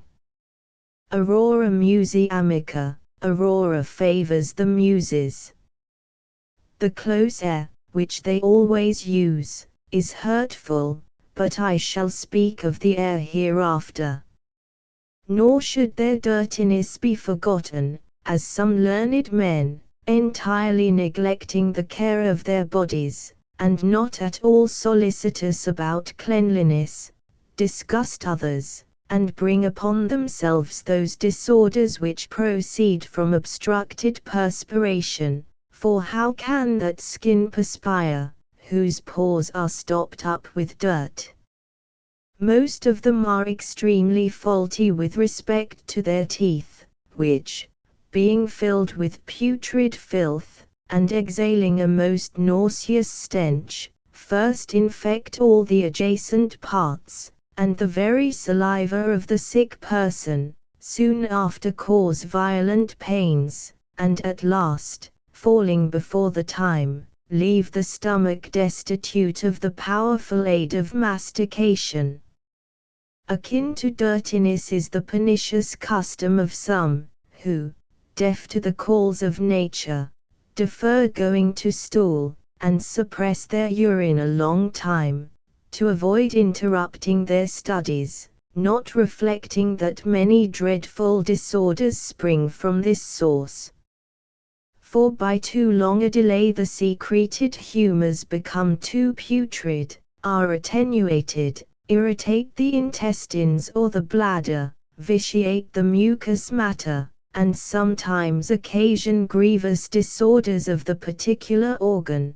The putrid matter being absorbed by the vessels with which all the cavities of the body abound, pollutes the blood, and, which is still worse, the nerves become disused to obey the stimulus, nay, they sometimes, by too much tension, begin to grow paralytic, so that the expulsive force, For the voiding of excrements or urine almost entirely ceases, and should every day be renewed by art.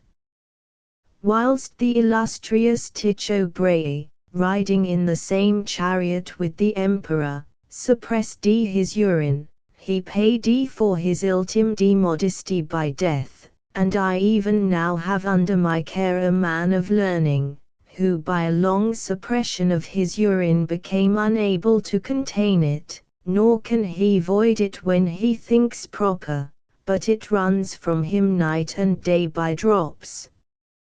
Retirement from all human society is likewise hurtful to them, for man, whom nature made for man, she intended also should be benefited by society.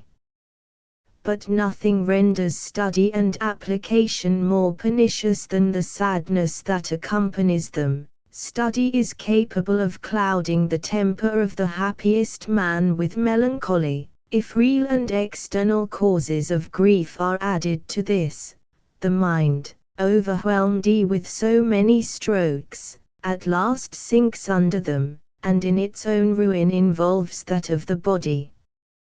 Anxious cares are likewise hurtful, so that I can hardly conceive how great men, whom the difficulty of their undertakings kept in unremitting meditation, and whom the uncertainty of events filled with continual anxiety, could go through with such great undertakings. Nature endowed Caesar, Mahomet, Cromwell, Pauli, and some few more, with faculties which she refused other mortals, and which, notwithstanding, would scarce have enabled them to perform such great exploits without the assistance of sobriety and incessant action.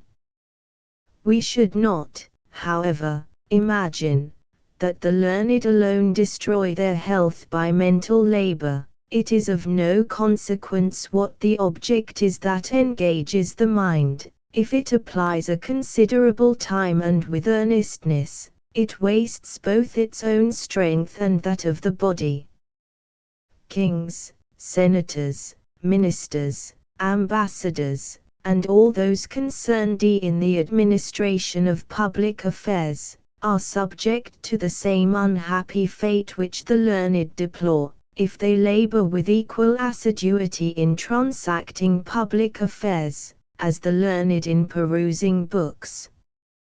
But it is their happiness, that, in the various business and dissipation of their places, they are obliged often to quit their closets, and even against their wills are, by a salutary necessity, compelled to take frequent exercise. The chief use of this is, that it admirably prepares the blood for the generation of fresh animal spirits, and in the same time it brings a greater quantity of blood to the discerning organs, and so restores what thought had exhausted, and frames new instruments for the thinking mind.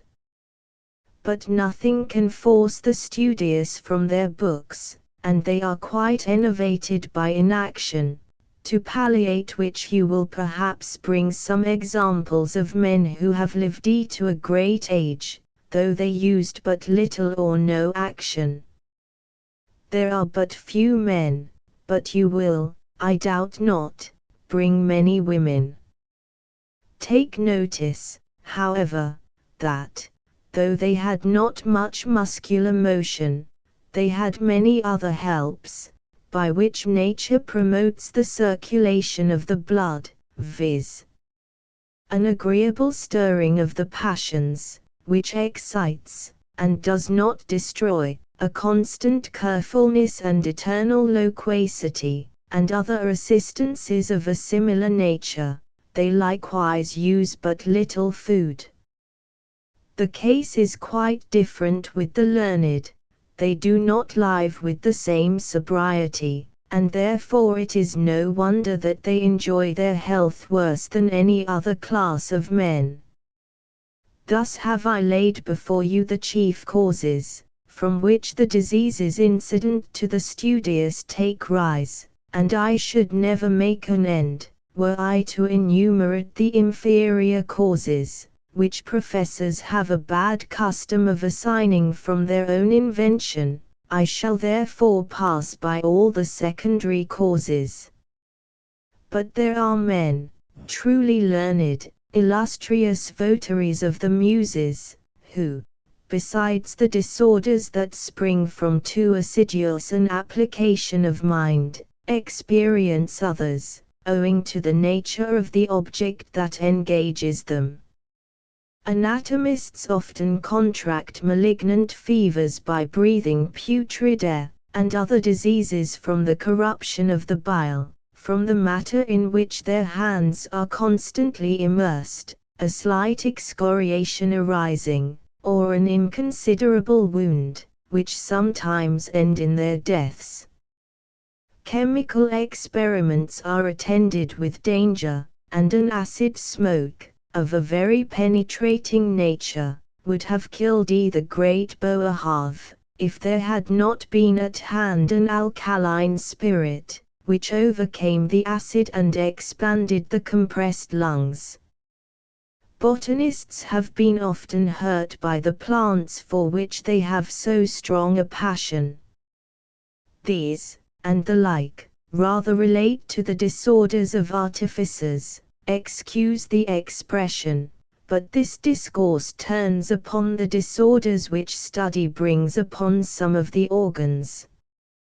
The first that offer are the eyes, which constant attention so fatigues, that I have often seen doctors who had not attained to their 30th year, and yet could hardly bear the light, especially candlelight, and were scarce able to read a few pages without their eyes being suffused with tears, then growing dim, and at last quite incapable to distinguish any object.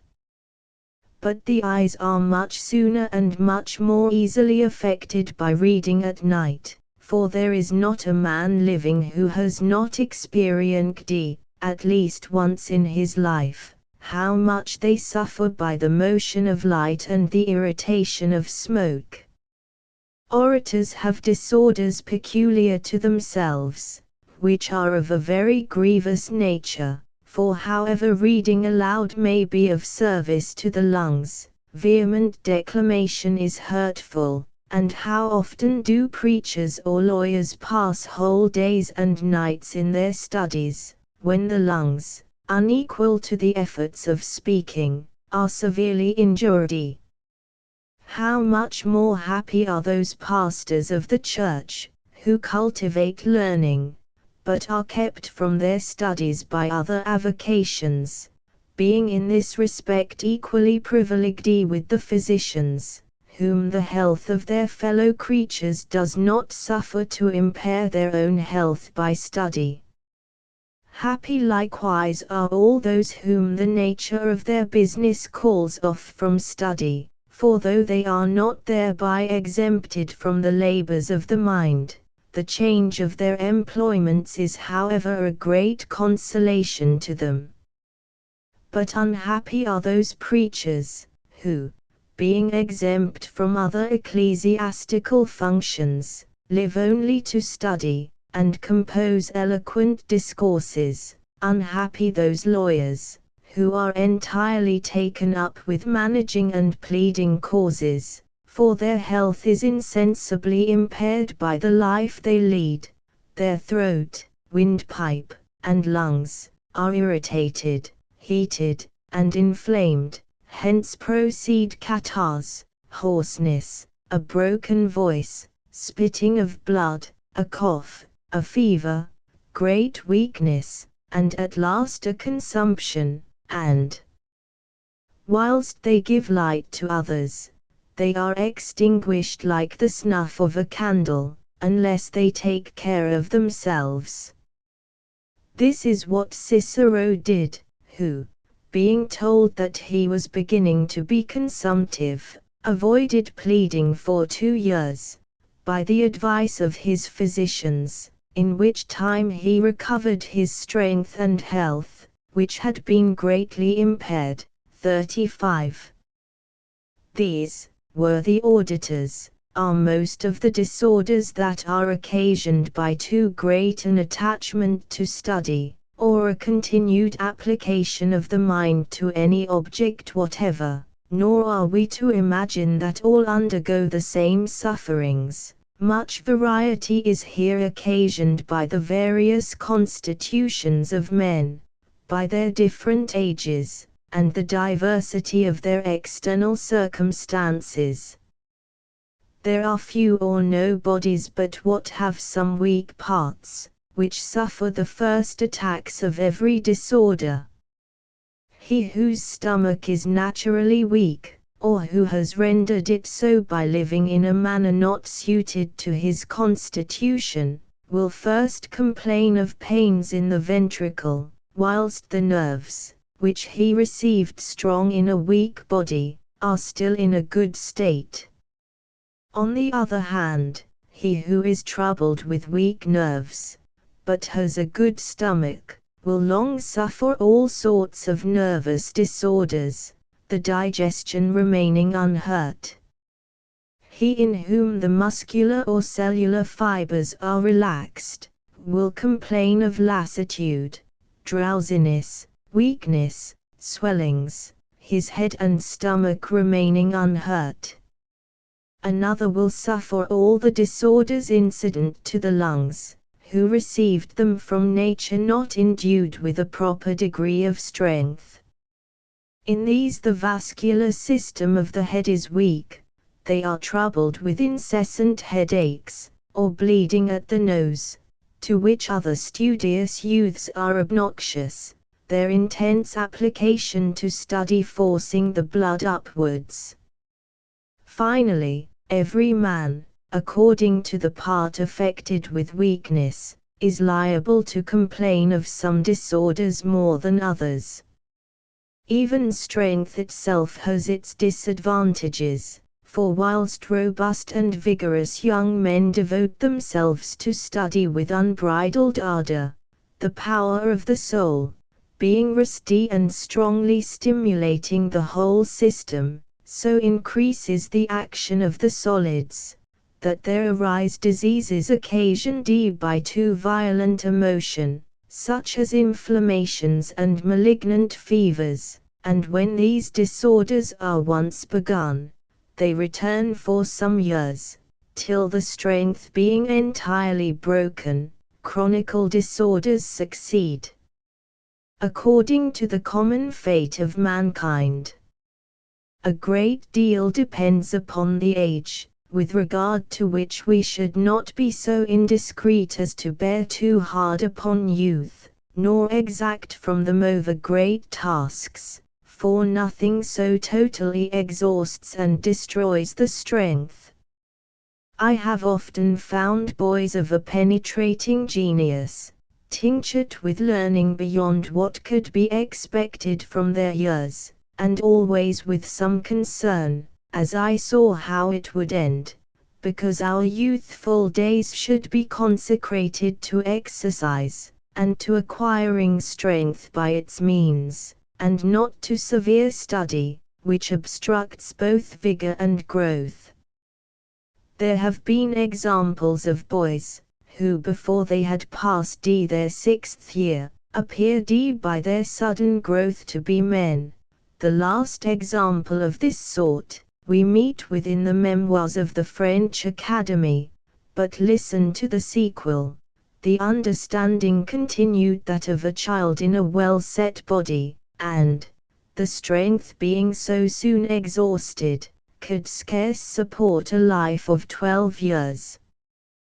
Whilst the powers of the mind, or in other words, the strength of the brain surpass the age, nature, which is unequal to many tasks, forgets the body, the whole machine is overwhelmed with languor, the fibers want strength, and severe disorders bring on an untimely death. John Philip Baratheer lately afforded us an illustrious and well-known example of the truth of this observation. You all lament another Philip, whom you knew, and whom I regret not having known more intimately, who being from his early infancy endowed with a penetrating genius, and addicted to study at that time of life, which nature intended should be dedicated to strengthening the body, was attacked by the severest disorders, and could recover his health only by the most abstemious diet, and by totally relinquishing his studies. But soon, unmindful of his weakness, he by an untimely death paid for his premature learning. May a better fate be reserved for Le Fancois, a youth of 14, who, as I hear, has acquired a high reputation amongst the French, by his genius and extraordinary erudition. I have often seen with concern the children of peasants loaded with labor above their age and strength, but a still worse error is committed, when the mind of a child is forked to apply before the time, and beyond its abilities, and this is generally productive of the worst consequences, for the powers of the mind brought to maturity by a pernicious art, are short-lived, and soon grow old, and who has not with grief seen children of the brightest hopes, hardly give proofs of common understanding, when grown up. The earth is a long time prepared to admit seed, and before it is sown, receives that strength, which afterwards impregnates it with fertility from the sun, the air, and the plough. Then the grain springs up, vegetates, flourishes, and brings good fruits to maturity. But if early studies are hurtful, it is no less dangerous to attach oneself to study in an advanced age, for habit becomes gradually a second nature when we begin from our tender age, but at an advanced period it is no longer susceptible of new habits, and the fibers of the brain accustomed to rest, are torn before they can receive new and regular motions. I not long since with difficulty cured a native of this country, who in his 40th year laying aside mercantile business, to pore night and day over the works of Newton, Clarke and Locke, had totally disordered his brain.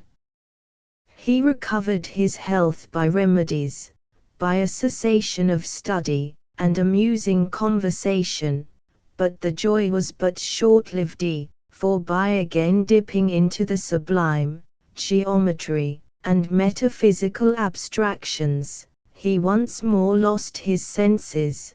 36.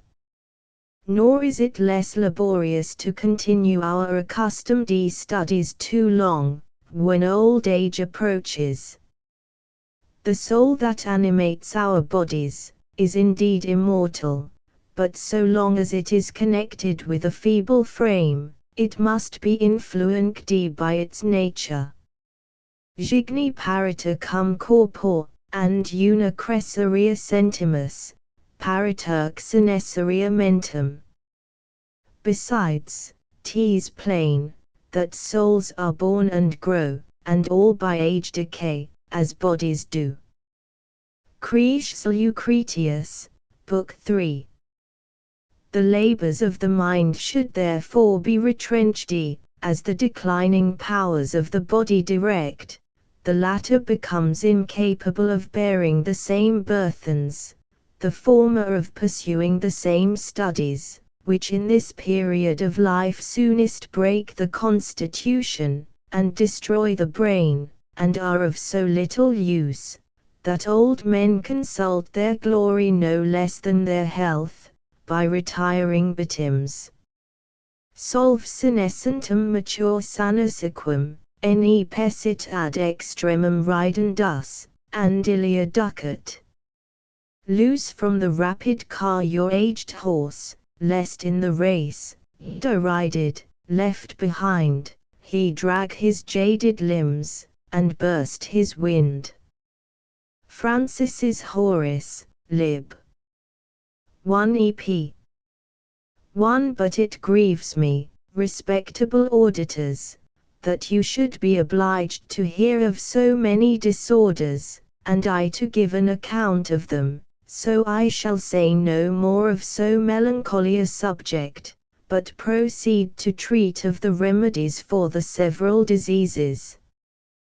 What lover ever had eyes to see the blemishes of his mistress? What lover ever ceased to admire his mistress's beauty? This is another pernicious effect of learning, it occasions a sourness of temper. Philosophers think themselves wise in everything. 'Tis a difficult matter to persuade them that they every day injure their health by their manner of living. You may advise, entreat, and even scold them, it will be all to no purpose. They impose upon themselves 1,000 different ways, some by too great a confidence in their strength, others by the hopes of impunity from the punishments being delayed, others again by the deceitful defense of the power of habit, and others again by the still more deceitful example of other men's good luck, others by other motives, and all, by that steady adherence to their purpose, which they think becoming in a man of virtue, are so blinded, that they are not affected by future sufferings, and hardly even by those they have already incurred. I shall not however neglect my duty as a monitor, and if I should fail of success, it will be at least some merit to have attempted in a design of so much utility. Preservatives are to be offered to such of the studious as are still in health, and remedies to those who have impaired their constitutions. The sure and only preservative is for the mind to be often unemployed, and the body to labor. This does not hold with regard to all men of learning. There are some whose meditations should be disturbed upon no account whatever. Descartes frames a world, Newton revolves the whole system of the universe in his mind, Montesquieu makes laws for all nations, let no body interrupt them, let all nature be silent, they labor for us, let the good of the people be the supreme law. They were born to cultivate those studies. But how few are there, whose labors are of such consequence? Most studious men lose their time, and break their constitutions to no purpose. One makes a collection of commonplace topics, another embellishes such as are threadbare, a third anxiously investigates matters of no utility. Others make trifles the subject of laborious researches, and all are equally unmindful of the unprofitableness and danger of their pursuits. But be vigilant for their good, knock at their doors, rouse them from their lethargy, make them, whether they will or no, lay aside their studies for hours together, and let their minds not be totally abandoned to idleness, but recreated by gentle ease, whilst their strength is restored by exercise. At the beginning of my discourse I displayed the advantages of exercise. Let it therefore be observed as an inviolable rule by the learned, to dedicate an hour or two every day to walking, that the lungs may be recreated by a free use of the air, that the stagnant humours may be thrown off, perspiration renewed, the limbs strengthened, and the nerves repaired. Boerhaave chose for this purpose the hour before dinner. Nor is walking alone sufficient. I would likewise recommend riding, which acts admirably upon the head and lungs, and above all upon the abdominal viscera, by repeatedly agitating them, as likewise all the other exercises, which were carefully cultivated both by the ancients and our ancestors, but which we, to our great detriment, have neglected. Let us not forget Herodicus, a man of learning, endowed with extraordinary intellectual faculties, but the most infirm of all mortals, who by exercise alone so confirmed his health, that he lived entirely free from disorders to 100 years of age, and composed a treatise upon the gymnastic art. Let us not forget Socrates, the wisest of mankind, who thought it worth his while to learn this art. Strato, being troubled with the spleen, had recourse to exercise, which cured him. Hismonius, being afflicted with a weakness of the nerves, had recourse to the Olympic games, and by that exercise overcame the disorder. Sailing should have its share of praise, amongst other sorts of exercise, whose power in removing the obstructions of the viscera, throwing off the bile, restoring the lungs, renewing perspiration, and strengthening the fibers, the ancients were well acquainted with, and it has lately been demonstrated by the illustrious Gilchrist, and was likewise preferred to all other sorts of carriage by Augustus Caesar, who, when he had any occasion to travel, chose rather to go by sea than otherwise, if it was possible. Augustus Caesar may in many respects be compared to the studious and learned, eloquentium enim studic liberalia abetate prima and cupide and laboriosissime exercit, and graves valetudines per omnem vitam expertus ist, and distillationibus, and rheumaticis doloribus, and calculo obnoxious vixit, and praecordiarum inflationa liquotis tentabatur, literatis vero sapientia. For he cultivated eloquence and the liberal arts from his early youth with taste and diligence, and was during his whole life a valetudinarian. He was troubled with catarrhs, rheumatic pains, and the stone, and was sometimes likewise attacked with an inflammation of the parts about the heart, but, being more prudent than most men of learning, he took great care of his valetudinary constitution. 37. Riding in an easy chariot is of little service, of still less the easy succussions of the several machines which have been invented by modern industry for moving the sick about in their chambers. But I set a high value upon all those plays or diversions which oblige a man to exercise both his arms, such, for example, are shuttlecock, and others of the like nature.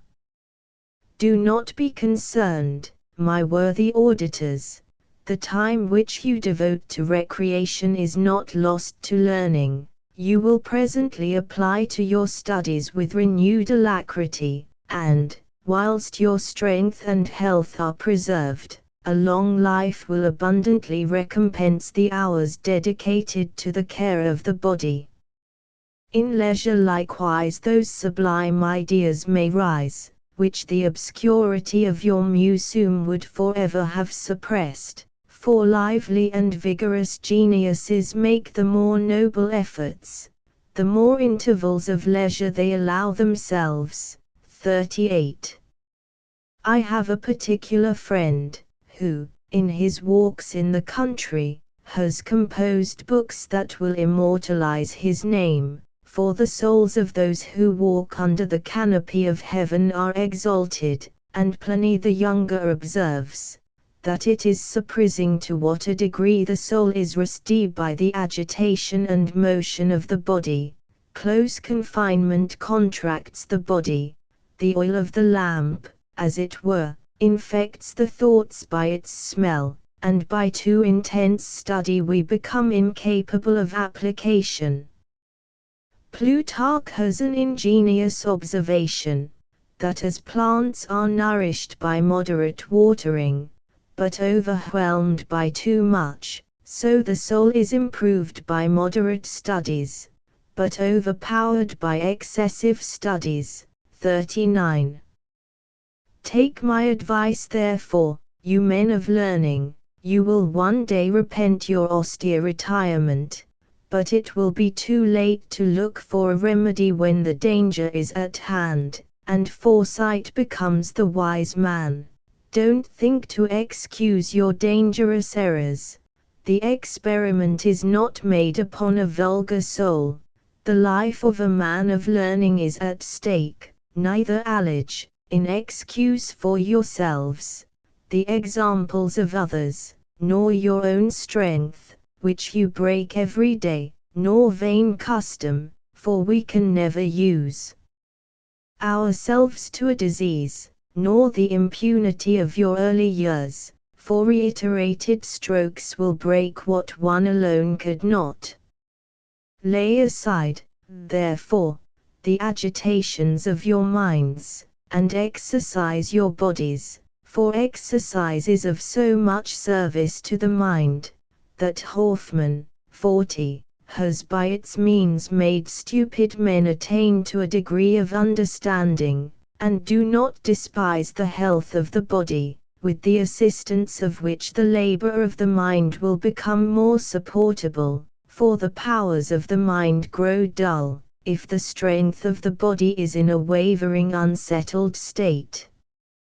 Physicians have power over souls, and Descartes has justly observed, anima medeo a temperamento and organorum corporis disposition pendor, ut si ratio aliqua possit in venere, qua homines sapientia res and ingenios res redat quam hac tenus fuorit, credendum citilam in medicina qua ridebiria.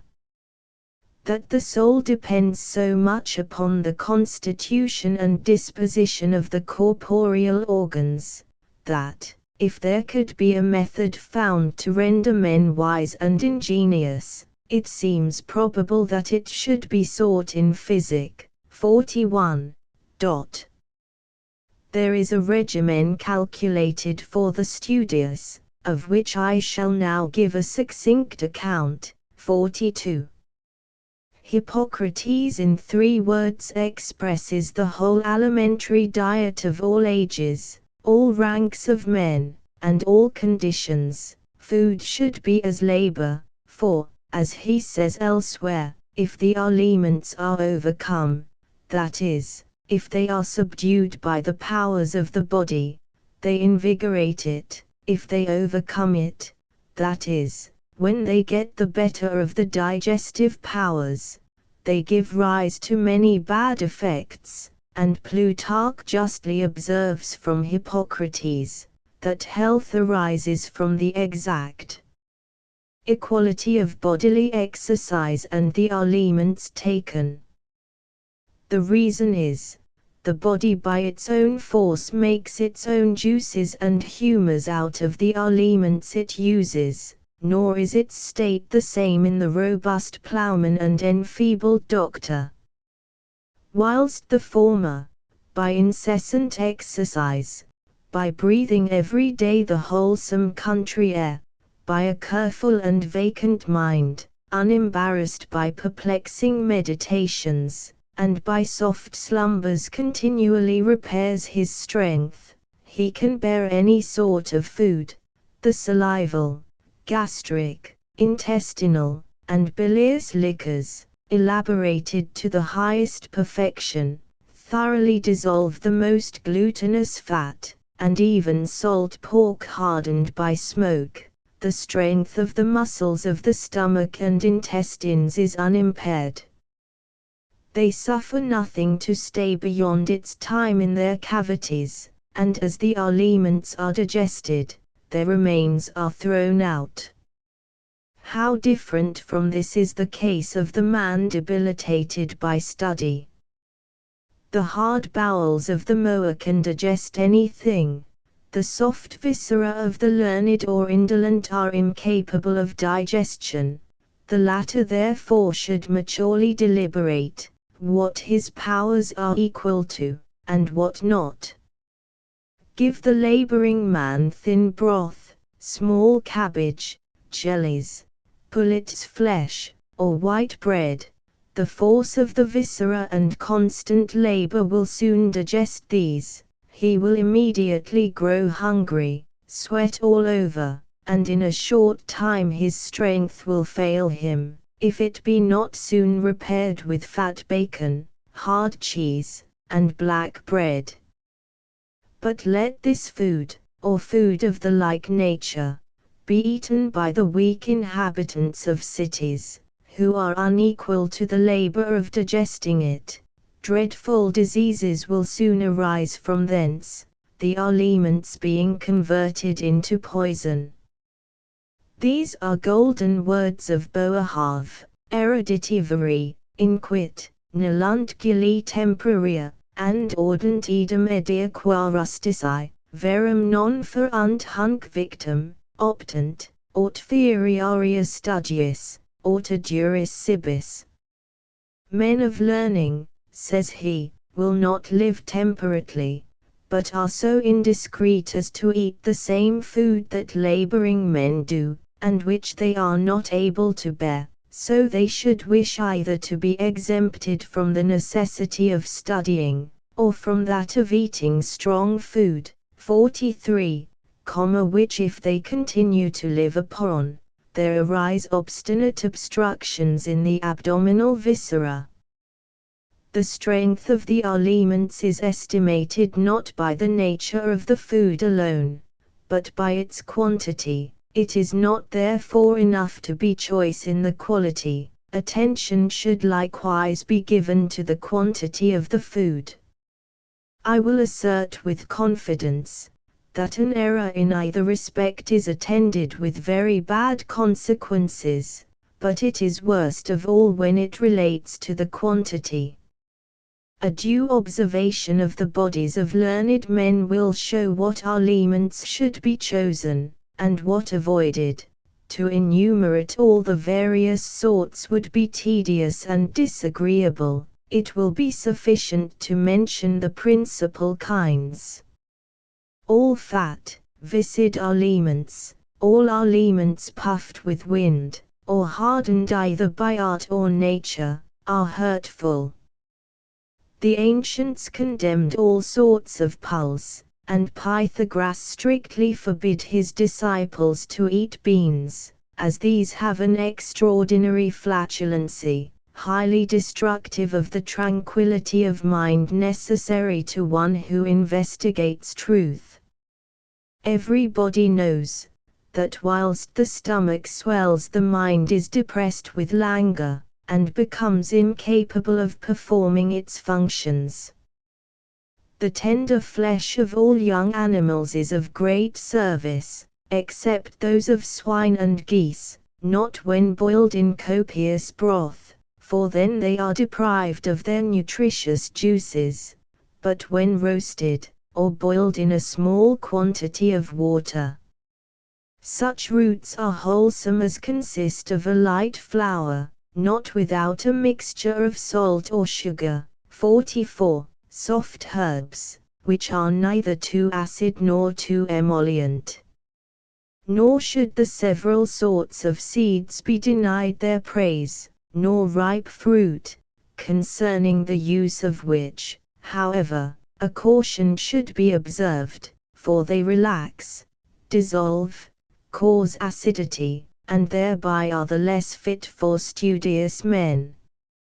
But take notice, amongst the most severe disorders of the learned are reckoned the stagnation, the thickening, and the hardening of the bile, which defeats are best remedied by fruits that swell with saponaceous juices, as cherries, strawberries, raspberries, gooseberries, peaches, grapes, pears, and other fruits of the like nature, which studious, sedentary men cannot well do without, especially in summer. Care should be taken to prevent their being detrimental, by eating them when the stomach is empty, either with or without bread, and long before and long after having drunk wine, for thus they neither disturb the digestion of the other aliments, nor, being hardened with wine, prove more difficult of digestion themselves, nor are turned into a sourness, but act like a mild and gently stimulating soap, resolve concretions, accelerate the course of the bile, stimulate the sluggish intestines, and, by removing obstinate costiveness, put an end to grievous disorders, and either prevent hypochondriac melancholy, with the matter from whence it arises, or cure it. They are of great service to those, whom severe study throws into inflammatory disorders, or slow fevers, proceeding from a drying up of the humours, but they are hurtful when, the strength being broken, the fibres have lost their tone, and the fluids are too thin. Eggs boiled in such a manner as to be supped are also very good for them, for these, being inspissated by boiling, mix with the harder aliments. Well-baked bread and decoctions of bread are also of service to them. Milk is wholesome, provided it does not grow acid in the stomach. Chocolate deserves to be recommended, for with its soft flour and penetrating oil, and a sort of gentle bitter irritating taste, it soon repairs and restores the strength. Do not, however, use it to excess. It is a very nutritious aliment, and increases plethora in those of a plethoric disposition. It is fat, and by too great lubrication renders the stomach and intestines incapable of being stimulated, so that neither does the stomach grow hungry, nor are the excrements voided. It moreover grows acid, and causes a gnawing of the stomach. Various dishes, which may be made out of these by a judicious and prudent mixture, are very wholesome, but it is better to use only simple food, either raw or boiled. Accipe nunc, victus tenuis qua quantic secum, afferat. Imprimis valias ben nam verii res, ut nocient homini, credas, mima ilias essa, qua simplex olim tibi sederit, at simulacimis curis elixa, simulcontlia turdis, dulcia esse in bilum vertent, stomachoque tumultum lenta fed pituita. Now mark what blessings flow from frugal meals, and first they can bestow that prime of blessings, health, for you'll confess that various meats the stomach must oppress, if you reflect how light, how well you were, when plain and simple was the careful fare, but roast and boiled when you promiscuous eat, when fowl and shellfish in confusion meet, sweets, turn to collier, with cold phlegm engage, and in the stomach civil warfare wage. Francis's Horace, lib. 2 Sat. 2 relaxed fibers, quite benumbed by a sedentary life, sometimes require a gentle stimulus, therefore a mild seasoning is not to be disapproved of, as salt, sugar, cinnamon, nutmeg, and such agreeable aromatics of our own country as every man cultivates in his garden, thyme, sweet marjoram, fennel, chervil, and others of the like nature, but those are to be avoided which stimulate with a sharp salt or oil, that nature can scarcely overcome. I hate garlic as much as Horace himself, nor do I better like pepper and mustard, which are pernicious for their parching oils. But I advise you, however, not to make an immoderate use of the milder sort of seasonings, but use them as remedies, and not for a constancy, for their frequent irritation increases frictions, wastes the fibers, and shortens life. There are other helps to digestion, and the chief of these is exact mastication, which greatly forwards the work of the stomach. This is highly recommended by physicians, but slighted by others very foolishly, and greatly to their own prejudice. It both increases the secretion of the saliva, which is the best menstruum of the aliments, and, whilst it divides the latter into minute particles, it increases their superficies, whence they are more easily penetrated by the gastric juices. Consequently there is a quicker digestion, a more complete solution, no spontaneous corruption, no irritating of the stomach. Therefore let not the learned despise mastication, or rather not forget it, whilst at their meals they are, by a pernicious habit, intent upon other things, whether they read or meditate. The stomach suffers, because the nerves languish when the mind thinks attentively, and experience proves to the very eyes themselves, that digestion is badly performed when the nerves languish, for upon binding the nerves of the stomach, the illustrious Haller, who made so many extraordinary discoveries, often saw the aliments totally corrupted, instead of being digested. Digestion is performed slowly in men of learning, therefore fresh aliments should seldom be given them, because the state of the stomach is very different when it is half full of undigested aliments, from what it is when entirely void of aliments, and overflowed with the gastric fluids, ready for the use of concoction. Therefore to make 3 meals a day, one somewhat considerable, the other 2 rather slight, will be sufficient for men of learning.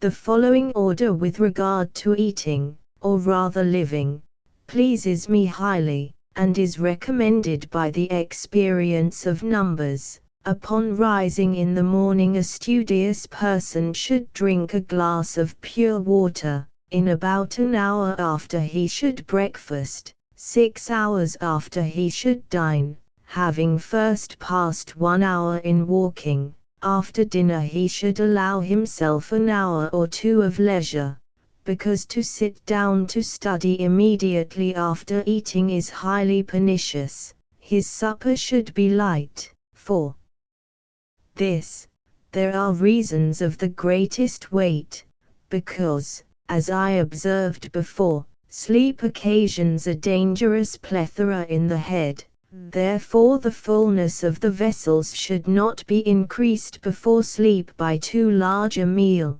45. Add to this, that the functions of the nerves are suspended during the time of sleep, and they cannot perform digestion. At last a soft and refreshing slumber is produced by the absence of all irritation.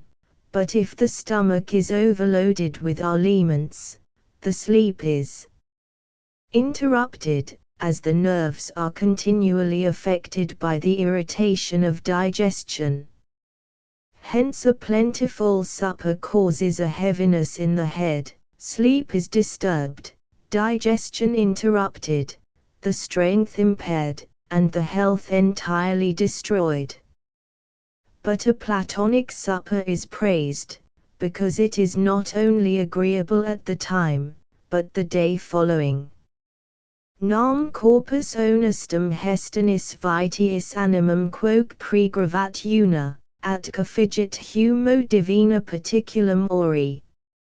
Alter, ubi dicto citius curatus operi membra dedit, vegetus prescripta ad munia surgit. The body too, with yesterday's excess burthened and turdy, shall the pure soul depress, weigh down this portion of celestial birth, this breath of God, and fix it to the earth. Who down to sleep from a short supper lies, can to the next day's business vigorous rise. Francis's Horace, Lib. 2 Sat.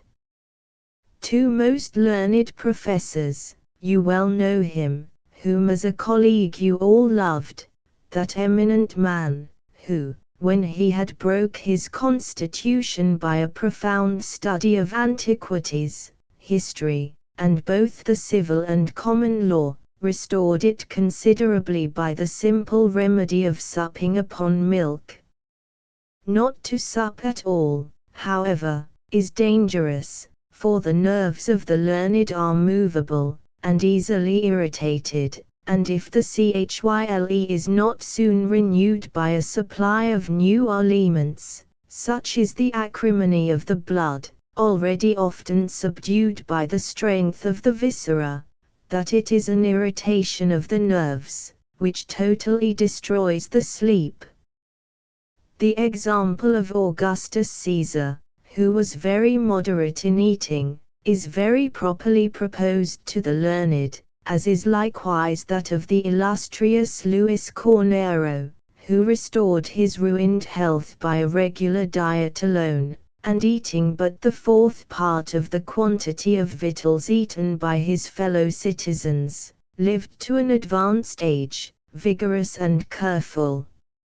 Long since Bartholus, one of the most eminent lawyers, and a man well versed in polite literature, reduced the quantity of his food and liquor to a certain weight, and by that means preserved his intellectual faculties unimpaired during the whole course of his life. 46.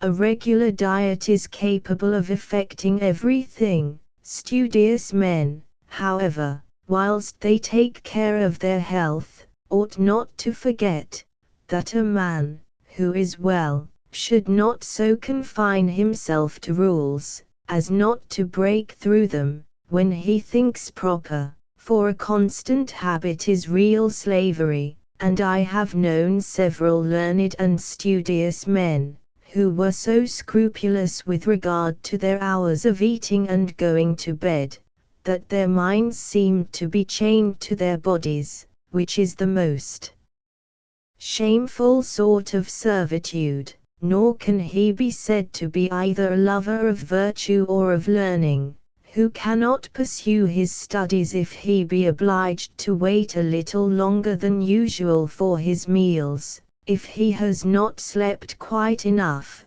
or if the air be too hot or too cold. I have hitherto spoke only of solid food, liquors are not to be forgotten. In the last age a grievous error crept into physic, that health is the better, the more fluid the blood is, and by the advice of Bonteco chiefly a pernicious custom prevailed of drinking warm liquors both night and day, whereby the human species has greatly suffered, and those of the present age sorely lament the injury which their forefathers sustained in the last, by impairing the strength of their nerves. Grave authors, who knew better, and chiefly the illustrious Duncan, with Boerhaave, and the whole school of Leyden, have prescribed this error, and, if they have not reformed the abuse, have at least greatly checked it. But most valetudinarians still lie under the same prepossession, and, looking upon an over-thick blood as the source of their disorders, have recourse to warm beverages, which others reject. It can scarce be told, it can scarce be believed, how many disorders proceed from this source, and I will take upon me to assert, that those pernicious bowls, overflowing with warm liquors, are the true box of Pandora, without even hope remaining at the bottom, for they are prolific sources of hypochondriac melancholy, which both adds strength to and is itself one of the worst of disorders. Nor is it to be wondered at, if warm beverages are more hurtful to studious men, who are naturally weak and feeble, than to others, for they are not troubled with an over-thick, but, on the contrary, with too thin a blood. You are well aware, respectable auditors, that the density of the blood is as the motion of the solids. The fibers of the learned are relaxed, their motions are slow, and their blood of consequence thin. Bleed a ploughman and a doctor at the same time, from the first there will flow a thick blood, resembling inflammatory blood, almost solid, and of a deep red. The blood of the second will be either of a faint red, or without any color, soft, gelatinous, and will almost entirely turn to water. Your blood therefore, men of learning, should not be dissolved, but brought to a consistence, and you should in general be moderate in the article of drinking, and cautiously avoid warm liquors. The blood flows with difficulty in weak persons, stagnates, obstructs, not on account of its own density, but by the feeble contraction of the vessels, which is increased by hard drinking. The stomach first feels the disorder, because the liquors prepared by nature for the business of digestion, being immersed in the liquors that are drank, become unable to perform their functions, and the food is imperfectly dissolved on account of the imperfection of the menstruums. The fibers of the stomach, being too much stretched, at first give pain, and soon after lose their force, and become unable to push forward the aliments. They therefore load the stomach by being stopped, to cure which the sick persons again have recourse to drinking, which with the force of a torrent drives these half-digested aliments to the intestines. All these symptoms grow worse if warm beverages are drank, for this is the force of heat. It both relaxes the fibers, and, by more powerfully dissolving the phlegm, occasions more severe pains in the stomach. Amongst the favorite beverages of the learned, the worst is the infusion of that famous leaf, so well known by the name of tea, which, to our great detriment, has every year, for these 2 centuries past, been constantly imported from China and Japan. This most pernicious gift first destroys the strength of the stomach, and, if it be not soon laid aside, equally destroys that of the viscera, the blood, the nerves, and of the whole body, so that malignant and all chronical disorders will appear to increase, especially nervous disorders, in proportion as the use of tea becomes common, and you may easily form a judgment from the diseases that prevail in every country, whether the inhabitants of it are lovers of tea, or the contrary. How happy would it be for Europe, if by unanimous consent the importation of this infamous leaf were prohibited, which is endued only with a corrosive force, derived from the acrimony of the gum with which it is pregnant, for experience shows, that what it has of an astringent principle is lost in the warm water. I will not pass the same censure, though I must pass some censure, upon that celebrated beverage coffee, which both hurts by the power of the warm water, and by irritating, for nature cannot use itself to irritation without suffering. It is however rendered powerful by a nutritious flour, and by a bitter and strengthening aromatic oil, so that it may well be laid up in apothecaries' shops as an useful remedy, but is improperly used in kitchens as part of our daily food. It raises the spirits, eases the stomach when loaded with phlegm, cures the headache, causes a carefulness of mind, and, if we may believe some people, increases its penetration, for which reason the learned are so fond of it. But was coffee used by Homer, Thucydides, Plato, Xenophon, Lucretius, Virgil, Ovid, Horace, Petronius, and the other great men of antiquity, who as much excelled us in genius, as we surpass them in experience and knowledge of nature?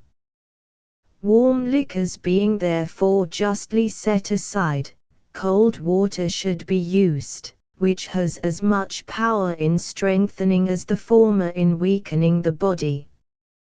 Wine deserves its share of praise, but I have the same opinion concerning wine, with respect to the learned, that I have in regard to coffee, that it should be used as a remedy, and not as a drink. The Creator gave pure water as the universal drink, which He made a menstruum to all sorts of food, and agreeable to all palates. It should be chosen cold, soft, and mild, for it both strengthens and cleanses the viscera.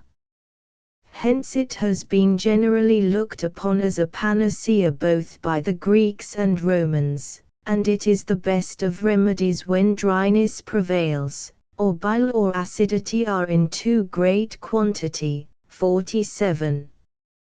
Digestion will be more easy, sleep sweeter, the head seldomer clouded, and the strength greater, if, laying aside wine, we quench our thirst with pure water alone. Wine has one fault that renders it exceeding hurtful to the learned: it forces the blood into the brain, and increases the several disorders thereof, headaches, megrim, and the like, which are hardly to be cured without laying aside the use of wine. All these disorders are wonderfully removed by drinking water, which prevents too great a quantity of blood from being gathered in the head.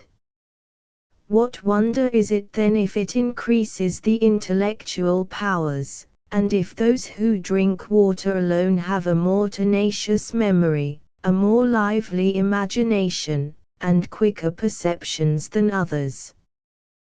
The abstemiousness of Demosthenes is a great example in favor of drinking water, which has likewise this virtue: it in a surprising manner subdues those catarrhs with which the learned are so often troubled, and which the use of wine is apt to increase. They have often acid eructations, but wine sharpens an acidity, water dulls it. I will solemnly own, that I have cured more nervous disorders, and learned men are generally troubled with such, by retrenching the quantity of liquor, forbidding all warm beverages, as well as wine, and recommending exercise, than by any other remedies. Nor should the danger of leaving off what people have been used to, be alleged. There is no such danger, or, if there be, it is easily avoided by a gradual disuse. But take notice, if sometimes the too great laxity of the stomach, the great weakness of the body, and the depression of the spirits, require a remedy to brace, to strengthen, to excite, to exhilarate, wine is the most proper. In vain would you seek a more expeditious and agreeable medicine than this through the three kingdoms of nature, but let it be generous and smooth, and such as may vie with Falernian wine. Quod curas abigat, quod cum spe divite mane in venas, animum meum, quod verba ministrit. My wine's of generous and of smoother kind, to drive away my cares, and to the soul, through the full veins, with golden hopes to roll. With flowing language to inspire my tongue, and make the listening fair one think me young. Francis Hall. Lib. 1 EP. 15. But avoid those small wines which have less of the nature of wine than vinegar, and rather irritate than strengthen. Remember that wine is an antidote against the miseries of life and the tediousness of idleness. Cares are banished by wine, whilst the reason is intoxicated. But does such a drink become the learned? And this puts me in mind of another sort of intoxication, I mean that caused by smoking tobacco, which abounds with an acrimonious salt and sulphur, together with a narcotic oil. I have elsewhere enlarged upon the folly of smoking, here I shall add more concisely, that the narcotic principle hurts the stomach, causes a stuffing up of the head, headaches, vertigos, anxiety, lethargy, apoplexy, and finally all the effects of opium, as the great Lord Bacon has observed. Tobacco, says he, the use of which herb has greatly prevailed in the present age, is a species of henbane. It is evident that it disturbs the head like opiates.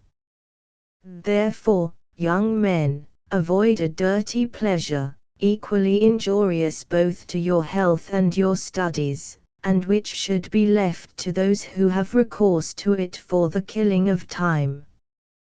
The muses fly those studies that smell like a stable, and delight in a purer air, for one of the chief sources of health or sickness is the air which environs us, in which we live, and by which not only our bodies are affected, but whose power our very minds experience. Thus the air of Plataea, or Thrace, rendered dull those whom that of Athens revived. Pietum in crasso jures aere natum, 48. Take him to books and poetry, you'll swear this king was born in thick Plataea. Francis Hall. Lib. 2 EP. 1. Prudent men will choose as pure, as warm, and as dry an air as they can, for such an one, by giving strength to the fibers, is salubrious to the lungs, and promotes the circulation. A frigid and dry air is supportable, a moist air is highly pernicious, as by it all the disorders of studious men are aggravated, for it increases laxity, stops perspiration, and occasions catarrhs, pains, and palsies. Every man of learning has it not in his power to repair to Bayer or Alexandria, nor does it suit them all to breathe the country air, which is the purest, for there are more that compile than think. The country is not a proper place to pursue such studies, but any man may choose a healthy habitation in town, and live in a lightsome house, a high apartment, refreshed by a breeze in summer, and enlightened by the sun in winter. He should take particular care to have fresh air let into his chamber every day. Without this precaution he lives upon the infected. It should be cooled in summer, and not kept too warm in winter, for the learned, like all weak men, as was the case of Augustus, are ill able to bear excess of heat or cold. Too great a heat relaxes the nerves, but intense cold causes convulsions.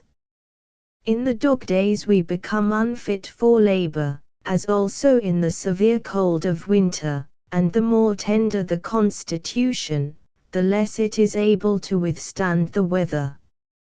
Such was that of Milton, whose nerves were relaxed to such a degree in the heat of summer, that he, 49, was almost reduced to a state of imbecility. But the air should be warmed in winter, a fire being kindled for the purpose, for this fresh air succeeds the corrupt air that goes off, nor do exhalations remain, nor does the head grow warm, nor do the feet become cold, which is of great consequence. Cold in the feet hurts the weak by causing pains in the head, the throat, and the breast. It disorders digestion, causes dreadful colics, obstructs perspiration, and prevents sleep to a very great degree.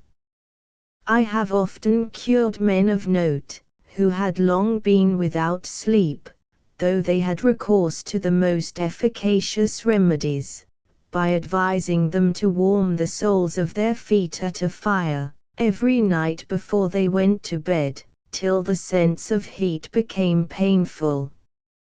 Others have been greatly relieved by a gently stimulating plaster applied to the soles of their feet, and left on both night and day. I may probably, respectable auditors, appear to descend too much to particulars, and to dwell too long upon trifles, but nothing is little or inconsiderable in physic, and it is a thing of so much importance to keep the blood from the heads of men of learning, that they should neglect nothing which may contribute to this end. They should therefore take care not to keep it warm with too much covering, or rather they should use themselves to go bareheaded from their childhood. Some men of learning have been so bold as to wrap their heads with a towel dipped in cold water, that they might be able to continue the longer at their studies, and what will not an inordinate desire of knowledge excite men to?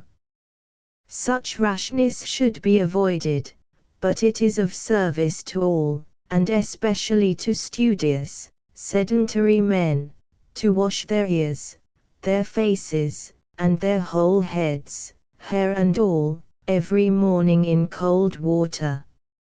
It is very good for the literati, when they feel the blood forced up into their heads, not to walk, or inquire solicitously after medicines, but to sit upon their chair in total inaction, without ever uttering a word. The same necessity of keeping the blood from the head should prevent the learned from indulging in sleep after dinner, or, if they should sometimes be forced to yield to sleep, let them imitate the illustrious personage, so often mentioned already, Augustus Caesar, who with the clothes and shoes he had on took a short nap, having covered his eyes with his hand. 50. I must likewise add this caution, that they should never compose themselves to sleep, without first unbinding all their ligatures. To wash their feet in warm water is likewise of great service to them. These are the chief helps by the assistance of which the learned will be enabled to prevent the ill effects of study, but when their application has produced real disorders, they will have occasion for other remedies. You will sometimes see them, when nature is quite exhausted by study, fall into a consumption. Then the severity of the disorder requires some efficacious remedy, and the best is entirely to lay aside study, meditation, and books, to bid a long farewell to their museums, and, giving themselves up to leisure, carefulness, and country pleasures, to think of restoring their bodies alone, without troubling their heads about cultivating their minds, but let them become what men were designed for by nature, ploughmen or gardeners. Difficile est longam subito deponere amorem, difficile est, verum hoc, qualubit, efficias. Una solus hic est, hoc est tibi provincendum. Catch-all.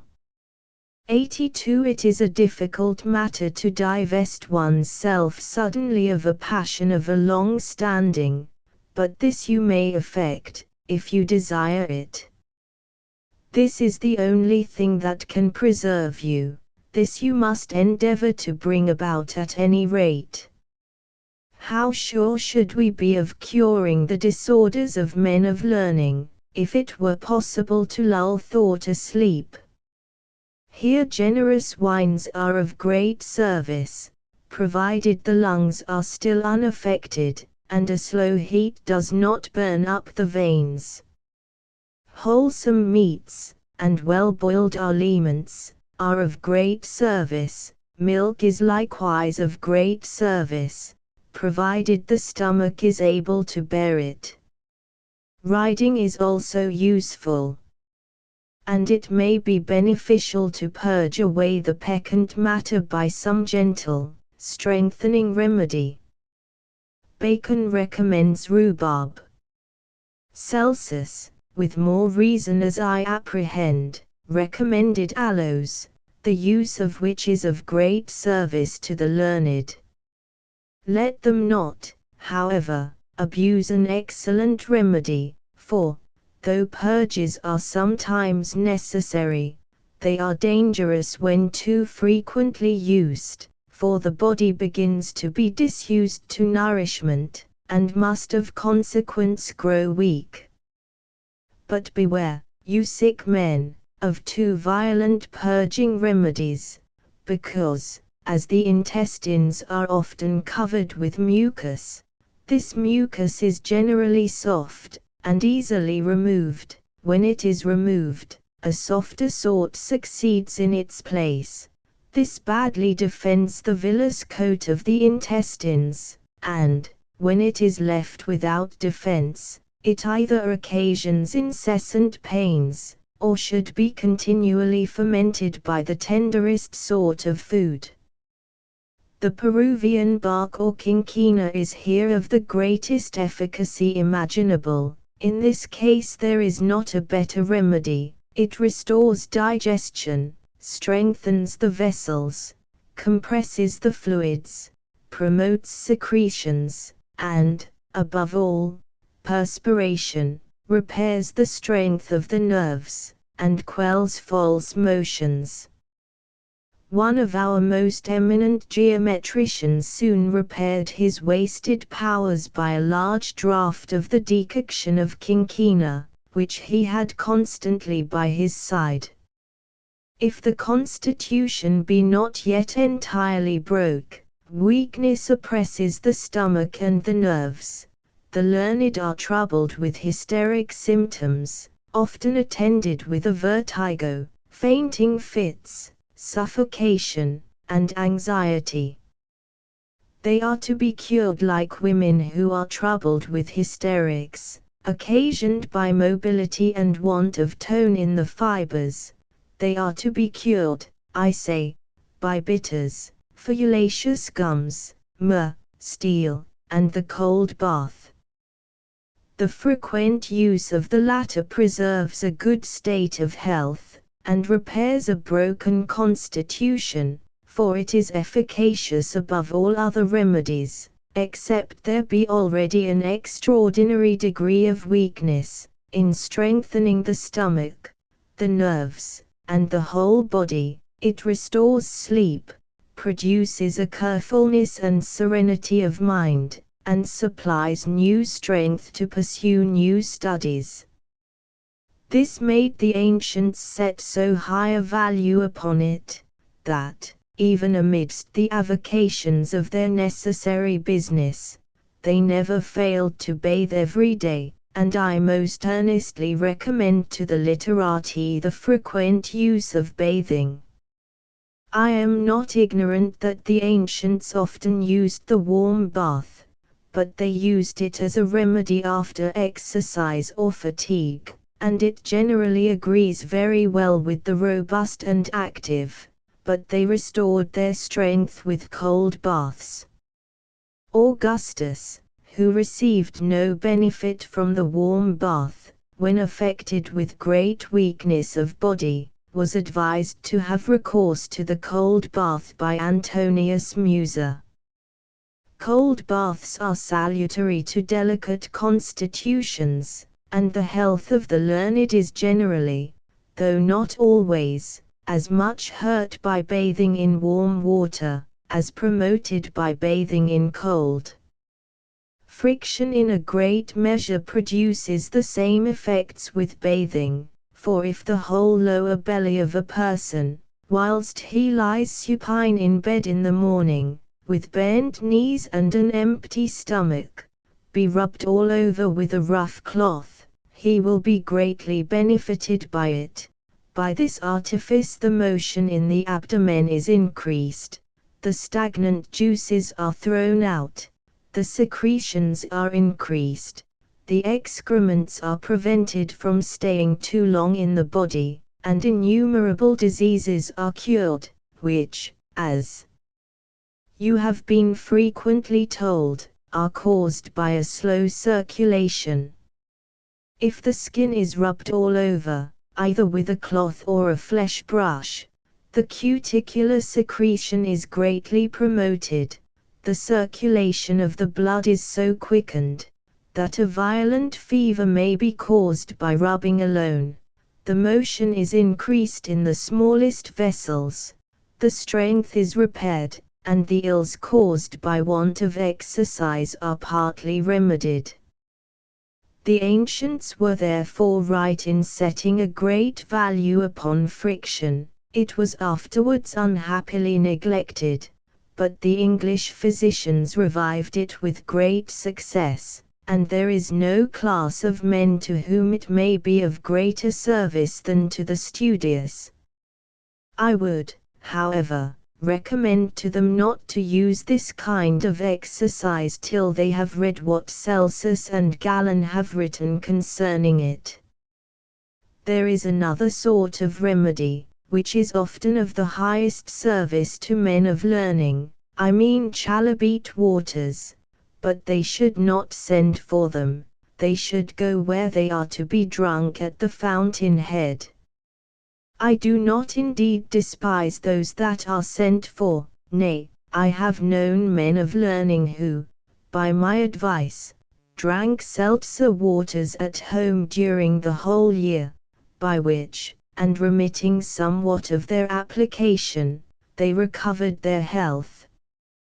But it is still better to drink them at their source, for they are there in greater perfection, and the journey is of service, because, whilst it lasts, the sick are exempt from all domestic cares, are amused with a variety of objects, enjoy agreeable company, relax their minds, and recreate their bodies, and the journey alone is of so much service, that hypochondriac persons are often cured by visiting remote libraries. It would be as useless as it is impossible to enumerate all the waters that may be of service in repairing broken constitutions, for what nature intended as a most salutary remedy, it has liberally bestowed upon most regions. There are many in Switzerland, those of Acquia in Savoy, in my neighborhood, deserve high praises. Our waters of Rotula are still more to be recommended on account of the agreeableness of the place than their salubrious qualities. We must not forget those of Lausanne, the virtues of which have been demonstrated to me both by analysis and frequent observation, but the seltzer waters surpass them all, at least in their reputation, if not in their qualities. Those of Schwalbach and Spohr are still more powerful, and the Piedmont waters are inferior to none. These are not all, but the principal remedies by which those disorders may be cured which men of learning bring upon themselves by over great application, but their disorders are not occasioned by study alone, as men they are subject to all the disorders of men, and then they should be treated according to the rules laid down by experience for curing each disorder. Physicians, however, should never forget that the patient, whom they have under their care, is a man of learning, and cannot, of consequence, have the same strength with which most other men are endued. As they have relaxed fibers and thin blood, they are not so capable of bearing phlebotomy, but the intestines are often filled with a collection of filth, which must be purged off, so that, as the illustrious Ramazzini has long since observed, it is better to have recourse to other evacuations with them than to bleeding. Care should be always taken of the head of a learned patient, because it is easily disturbed, and grows delirious. This is of very bad consequence in disorders, for peevishness increases, which few learned patients are without, and, whilst the brain is agitated by a delirium, the necessary action of the nerves upon the body becomes slow, and so the powers of nature, which can alone effect a cure, are destroyed. If the patient was afflicted before with nervous disorders, these soon cause sufferings of a peculiar sort. The learned, when they are ill, cannot bear too much light, nor noise, nor a crowd of spectators. I have often seen, upon the fevers beginning to cease, new symptoms occur, which appear to be very bad, but are in fact only nervous. Men of learning cannot well bear strong and powerful remedies. Their recovery is always tedious, and it requires extraordinary care. The strength returns slowly. The faculties of the mind, above all, are long in a wavering condition, and I have scarce ever known a man of learning recover out of a disorder, without complaining of his memories being impaired, and a sort of weakness of the head discoverable in the face itself. Those little consult their own interest, who immediately return to their studies, and that before their strength is renewed, they prepare to themselves a sore repentance. The ill consequences are felt by their heads, their eyes, and their stomachs, which must greatly suffer, if, whilst they stand in need of the assistance of the nerves, to digest the remedies they take, the mind should at so improper a time make use of them. I have often found that the exercises of the mind so weaken the sensibility and motion of the stomach and intestines, that the power of purgatives is entirely counteracted by meditation and constant study. Learned patients, when just out of a disorder, recover their sleep very slowly, and it often is not to be recovered without the assistance of wine, which is of wonderful efficacy in this case, by restoring a due tone to the stomach, debilitated by warm liquors, firmness to the nerves, strength to the whole body, and spirits to the dejected mind. Thus have I laid open the causes of disorders, their symptoms, and the method of avoiding them. In fine, I have completed my design to the best of my power, and you with joy perceive my discourse approaching to a conclusion, respectable auditors. I am aware, however, that you will not dismiss me, till I have atoned for a grievous omission, nor do I intend to disappoint your expectation. I shall therefore now discover the grand arcanum of the art of preserving health, which I have hitherto concealed. Attend to my words. Carefulness of temper is the source of health, and a virtuous life is the source of carefulness. A good conscience, a mind pure and clear of all contagion, are the best preservatives of health, and if the learned were without them, it would be a shame, for of what use is learning without wisdom? Quid musi sine moribus veni proficient? Of what service are the Muses without the aid of virtue? What else is knowledge but to be wise? Were not the learned in former ages wise? Knowledge alone is of no avail. I have no manner of esteem for those doctors, who inquire what is virtuous and becoming, entirely taken up with moral contemplations, and who, though they see good, follow evil courses. Woe be to them! They will suffer severely for their bad conduct. Consider the force of the passions, those which affect the mind agreeably, promote a good state of health, which those of a contrary nature destroy. But what affects the mind more agreeably than the remembrance of a life well spent? Omnem crediem diluxis supremum. Look upon every day that's past as the last of your life. Cruel remorse of conscience, on the other hand, destroys the powers both of mind and body, because the mind being a prey to grief, such is the will of the author of nature, the fibers are relaxed, and both health and beauty vanish. I cannot without horror recollect the shocking inquietudes of some men, who, having abused the gifts of God, could not, without inexpressible terror, see death approach, which renders the deity more awful.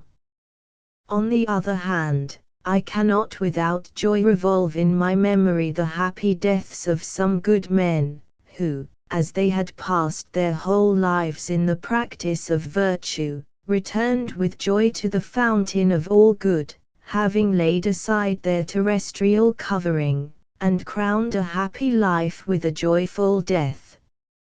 How properly does the learned doctor, lately professor of divinity in this academy, occur to me in this place, who, after having suffered the cruel torments of a dreadful disease, during the course of a 12-month, with wonderful resolution and patience, after a few friendly and pious conversations with his wife and children, whilst he testified his gratitude to me for my care, and expressed his good wishes, expired with religious composure. And why should I forget you, learned, dear, and now happy uncle and mentor, who, having lived your whole life, whilst in health, as we promise to live when we are ill, enjoying, to an advanced age, a conscience void of offence, a genius replete with vigor, and faculties acute and penetrating, not only taught us how to live virtuously, but likewise have instructed us how to die well. But it is time for me to put an end to my wandering discourse, for I am ashamed to detain you any longer, respectable auditors. Farewell, therefore, most illustrious President, whose extraordinary humanity, gentle manners, and uncorrupt integrity, all are unanimous in praising. How agreeable to me was it to be chosen upon this occasion by you, whose friendship, having so often experienced, I am so happy as to experience again. But how can I address you, without at the same time thinking of that prince whom you represent amongst us with so much applause, and this remembrance fills me with emotion. For he is the prince to whom I am indebted for so many favors. It is he who recalled me, out of love to my country, when I was on the point of quitting it at the invitation of a great monarch, recalled me, I say, and, remembering my attachment to physic, founded this professorship, and bestowed it upon me, not without the most honorable tokens of his benevolence, and, by enrolling me in your illustrious assembly, learned professors, he enabled me to address you by the dear appellation of colleagues. Vouchsafe, therefore, favorably to receive him whom he has given you as a companion of your labors, and receive me, most honored colleagues, in the same disposition of mind with which I come towards you, and show as much benevolence, facility, and readiness to assist me, as I am ready to show you veneration, obsequiousness, and docility. Citizens and strangers, illustrious for your great virtues, your extraordinary intellectual endowments, and the high offices you fill, the friendship of many of whom I cultivate with pleasure, receive my thanks for the benevolence with which you have heard me. Finally, I address myself to you, you studious youth, hope of your country and of the Church, and ornament of the Academy. Whatever learning or genius I am possessed of, it quicquid in art me possum promittere curi, and whatever assistance I can promise by my art, which I am sensible is but small, and I am sorry for it, but, such as it is, I entirely dedicate and consecrate it to you. It will give me the highest satisfaction, if it can be of any service to you, but how would it grieve me, if, by misunderstanding my discourse, you should be hurt instead of being benefited by it.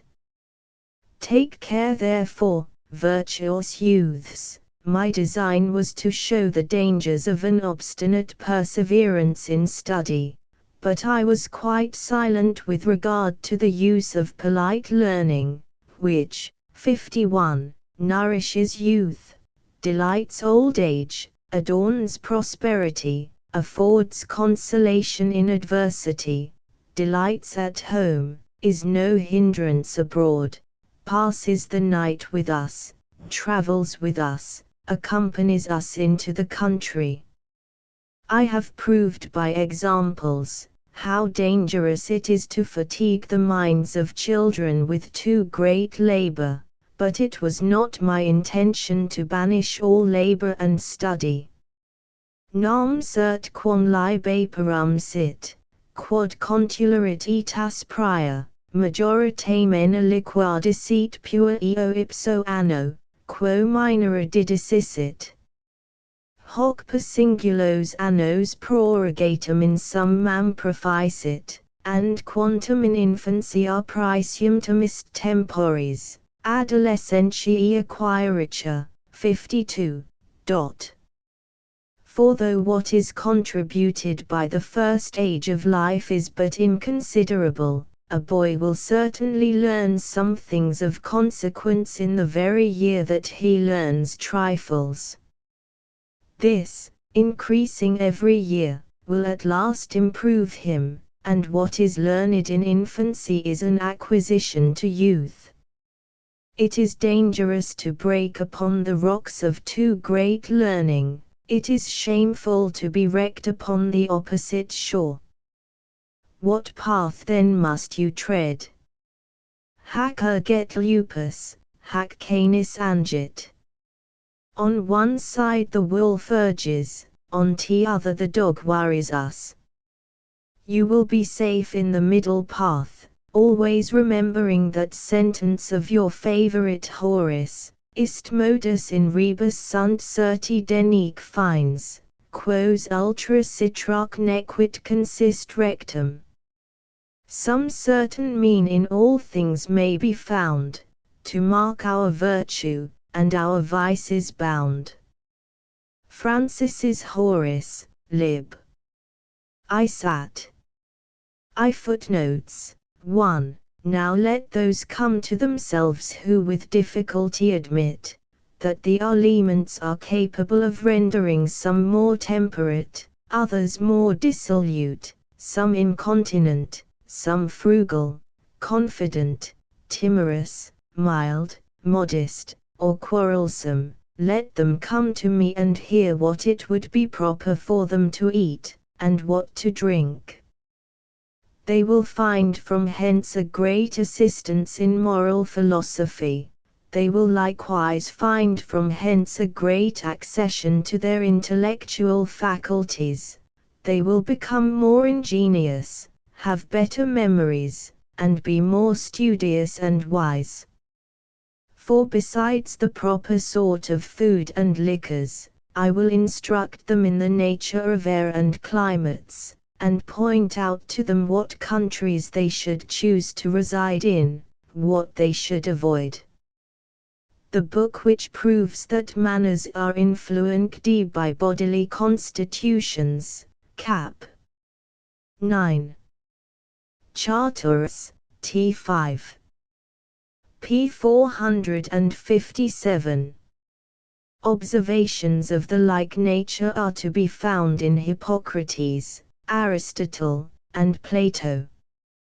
2. Plato's Works, p. 648. 3.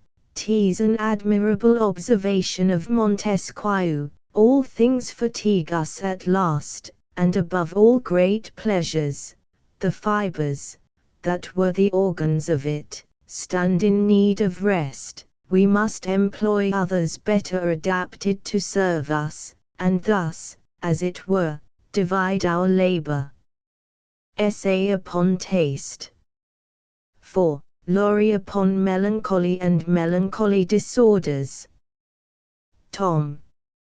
I. 5. Van Sweeten's Comment.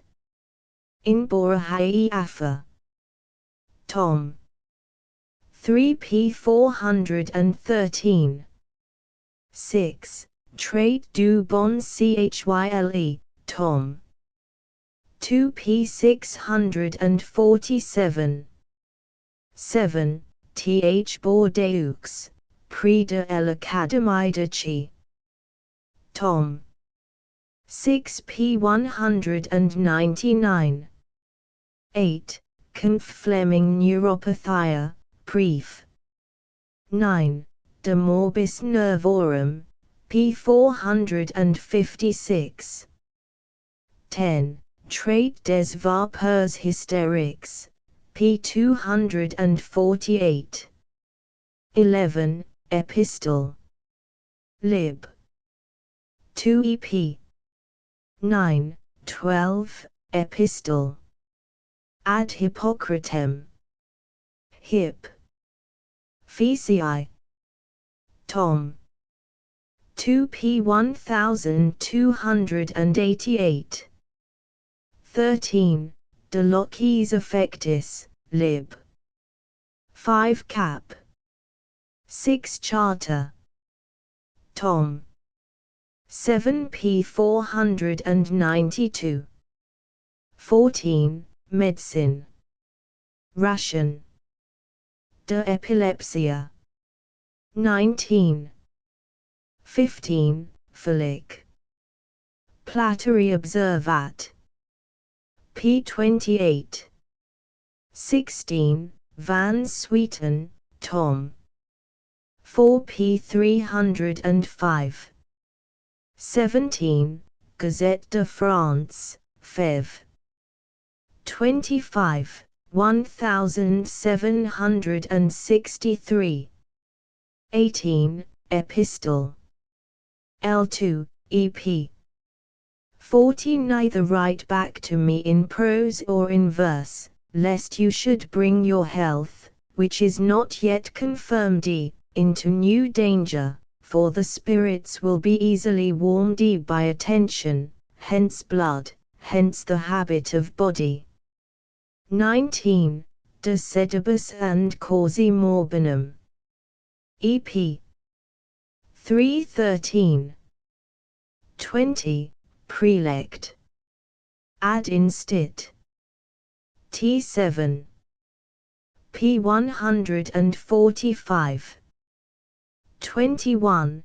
De sedib. and cause. EP 3.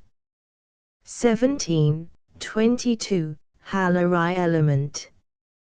Physiology, T4. P 317. 23, De locis affectis, L3. C5. 24, Ad libellum Hippocratis de humor. P 211. 25, In studious men, who lead a sedentary life, whilst they grow pale with poring over books, an apoplexy often arises from such a cause, but it comes on slowly and gradually. For the first symptom is languor, and a love of indolence, then the understanding begins to grow dull, the memory to flag, they become sleepy, stupid, and often continue a long time in that state before their death. I have seen, and not without the greatest compassion, men of the most profound learning, and who had deserved highly of the Republic of Letters, who, as it were, survived themselves above a 12-month in a state of total oblivion, and at last died of apoplexy. Van Swieten, Tom. 3p 263. 26, Adam Vitae Medicorum, p 372. 27, we meet in the medicinal diary with an account, very well worth reading, of a severe colic, attended with other bad symptoms, and occasioned by intense study and nocturnal lucubrations. Tom. IP 352. 28, Van Swieten, Tom. 3p 87. Ex Colombo. 29, experience shows us that men of learning, though naturally of a careful disposition, become at last fixed, silent, pale, emaciated, and strangely troubled with the hypochondriac disorder, which generally tyrannizes over sedentary people. And Felici Dissertationi Epistolari, p. 203. 30, Boerhaave. Ad Institute. 896, Tom. 7p 275. 31, Lancisus de Mortu Subit. L1. C22. 32, Marquis Oratio Funebri in Obicium Triglandii. Lydon, 1705. 33, the famous Rousseau, but he has since quitted the British asylum, and returned to France. 34, Jot. Alf. Rosset, Theologiae Professor, and Academiae, hoc tempore, Rector. 35, the disorders of orators and singers are the same, but the bodies of these being opened, have often shewn inflammations, supprations, ulcers in the lungs. Nay, the illustrious Morgigny saw a young man that had an excellent voice, whose windpipe and throat being affected, could swallow nothing, and, whilst he attempted to suck down the yolk of an egg, was suffocated and died. De sedib. And cause. Tom. 1p 228. 36. It often proves hurtful to men of learning themselves, when in an advanced age they pursue a new study, for this gives rise to a new order of ideas, which receives no assistance from all the traces before left upon the brain, New fibers must receive new motions, a laborious work to the organ already debilitated, and which often throws men of first-rate capacities into lingering disorders. 37. Suetonius in Vita October-August Cap. 82, 38, Valorus Maximus, lib. 3c6. p. 140. 39. De Education. Pura. Cap. 12, 40, De Motu Opt. Corpora. Medicine. 9. 41. De Methodu, number 6. There is likewise a remarkable passage in Moses Maimonides, one of the most ancient of the Arabian physicians. As life and health, says he, contribute greatly to the worship and knowledge of God, but a man in an ill state of health is unable to contemplate the works of God as he should do. A man ought to take particular care to avoid whatever is hurtful to his body, and should endeavor to procure whatever contributes to keep the body in health and strengthen it. De Sanit. Tiwand. In it. 42. It must be acknowledged that a man of learning, indefatigable in his studies, if he observes an exact regimen, innocent and moderate, will find the disadvantages attending his way of life more supportable than another. Felici Dissertationi, p. 203. 43. Prelect. In Instit. 1036, Tom. 7 p. 337. 44. Many plants fit for use, and perhaps most such, and many others, by means of an easy art, give out a great quantity of excellent sugar, not much inferior to that of sugar canes. 8 ounces of the fresh juice of the skirret yield an ounce of the best sugar. Margraf Mem. De Ellicad. De Berlin. 45. Many phenomena prove this plethora, and it is evinced by a simple observation, and one that occurs daily, viz. by those convulsions of the lower jawbone which cause a collision of the teeth in sleep, and that more strongly in boys when they have eat a hearty supper. 46. It was justly observed by Theophrastus, that to eat much, and to live upon flesh, deprives men of the use of their reason, blunts the faculties of their minds, and renders them dull and stupid.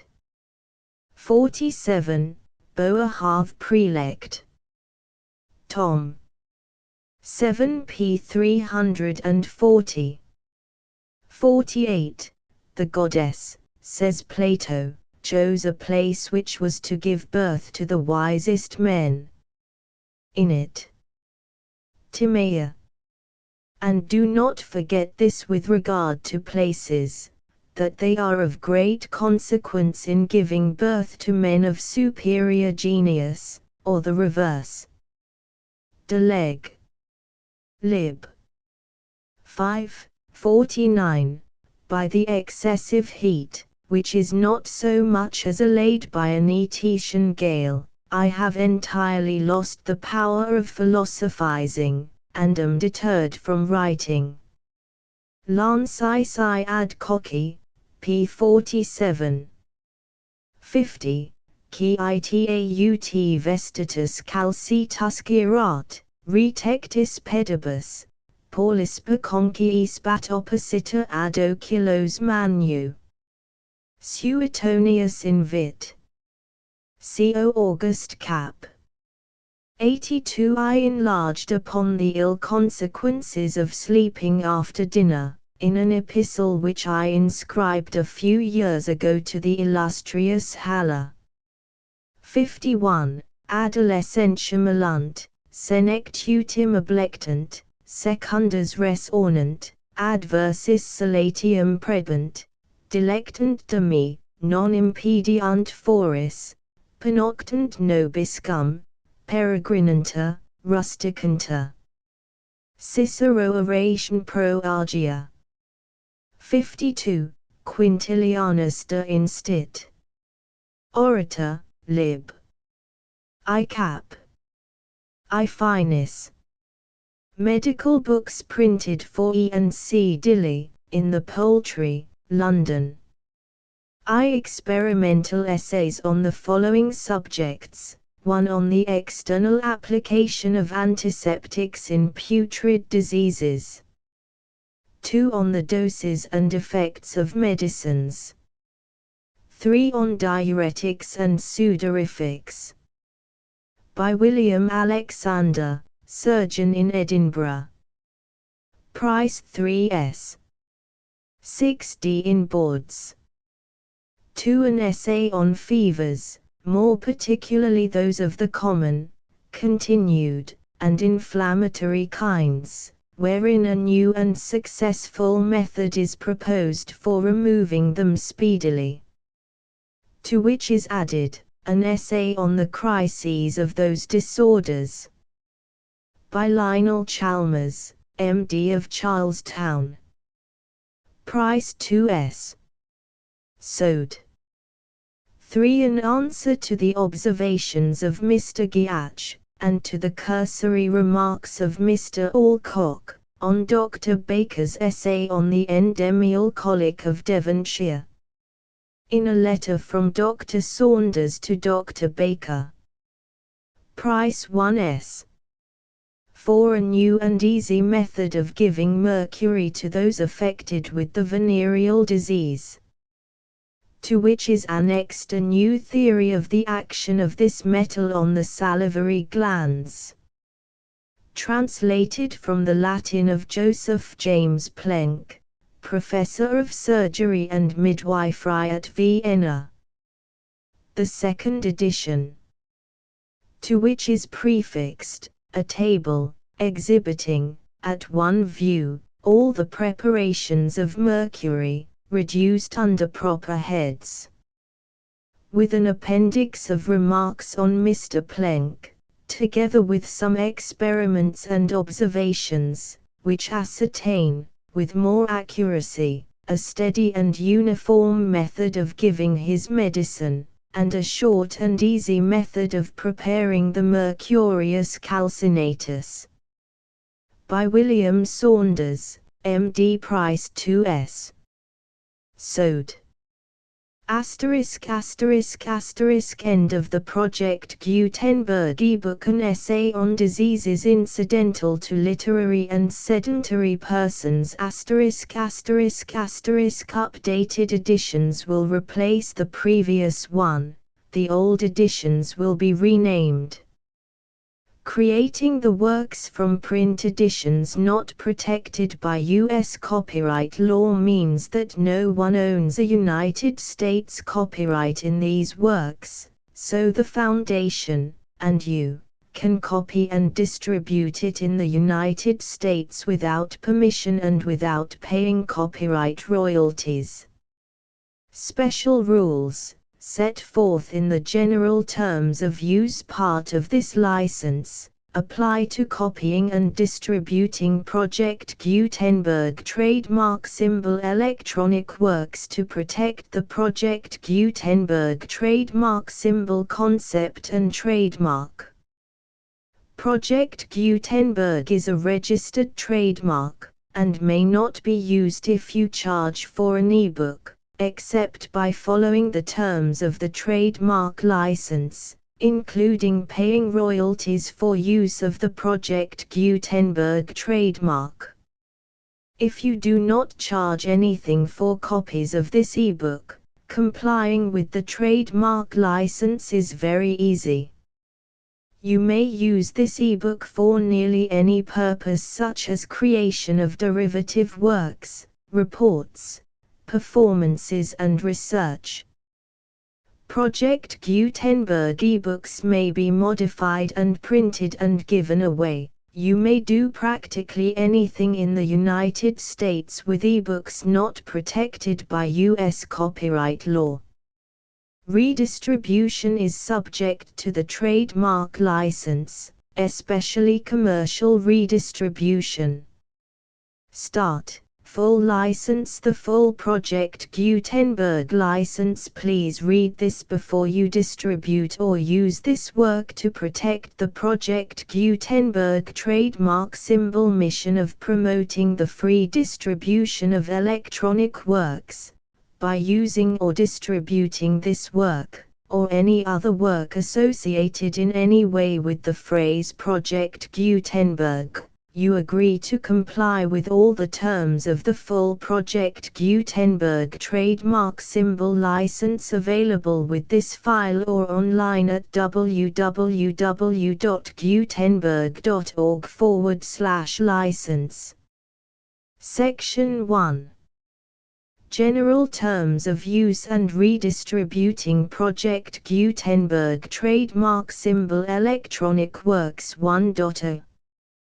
By reading or using any part of this Project Gutenberg trademark symbol electronic work, you indicate that you have read, understand, agree to and accept all the terms of this license and intellectual property, trademark/copyright, agreement.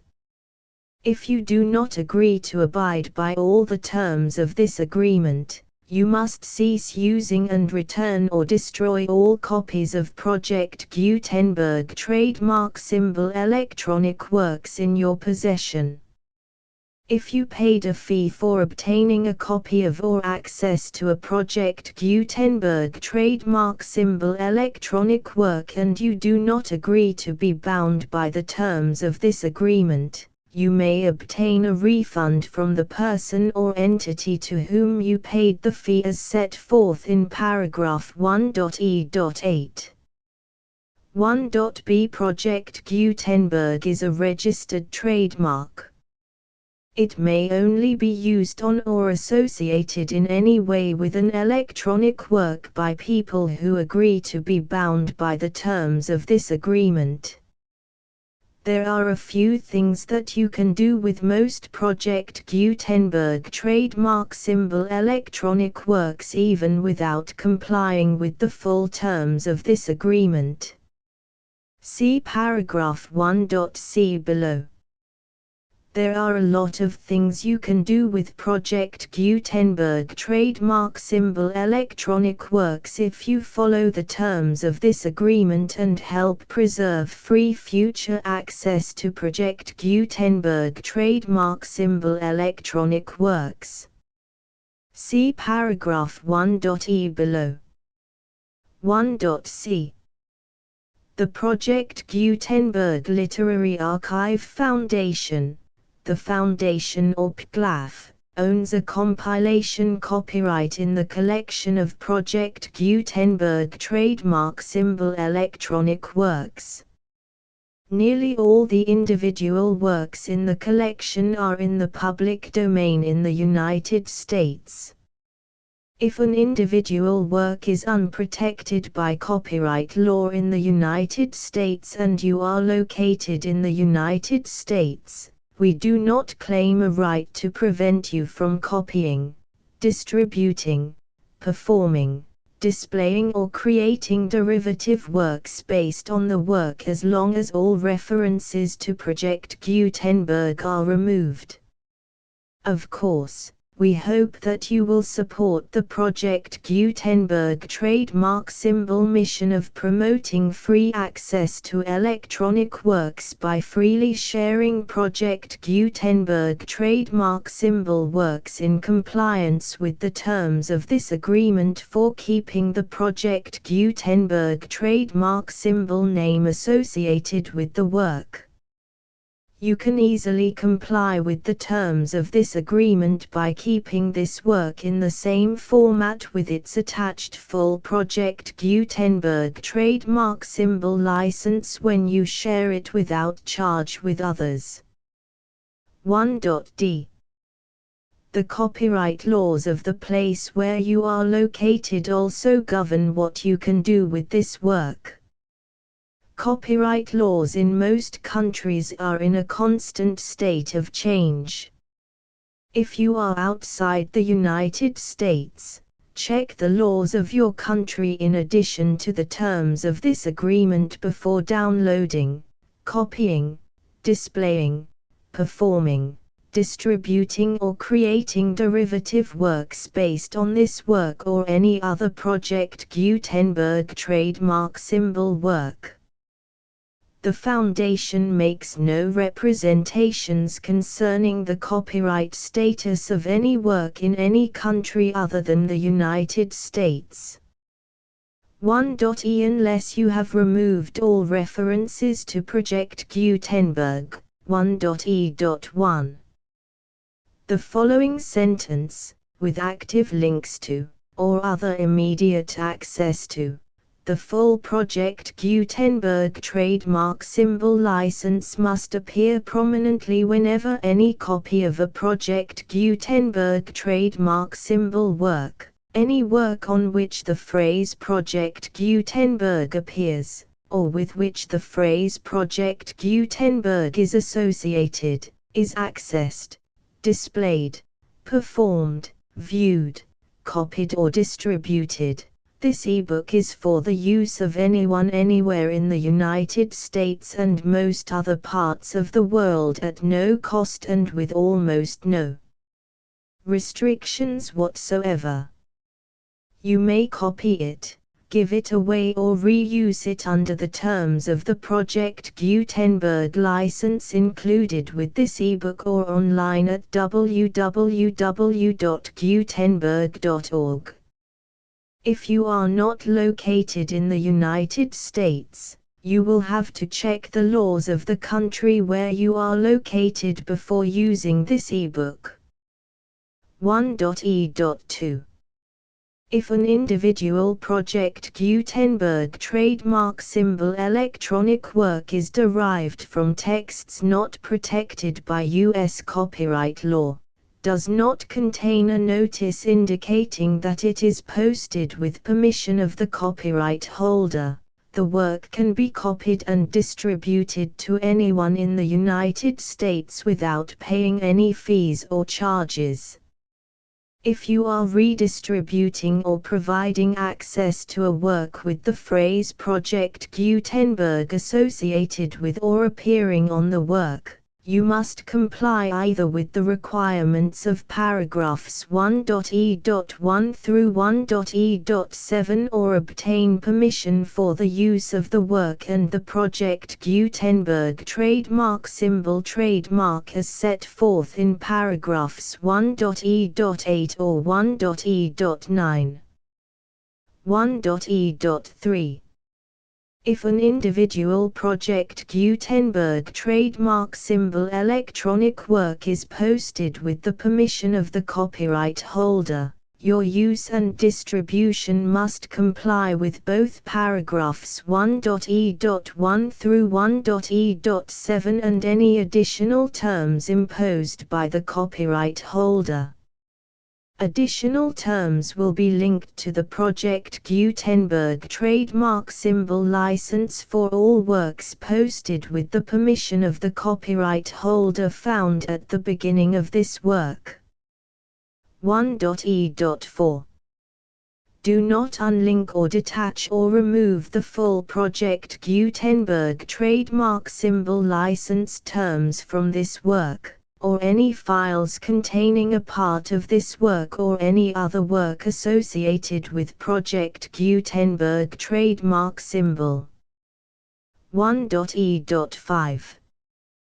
Do not copy, display, perform, distribute or redistribute this electronic work, or any part of this electronic work, without prominently displaying the sentence set forth in paragraph 1.e.1 with active links or immediate access to the full terms of the Project Gutenberg trademark symbol license.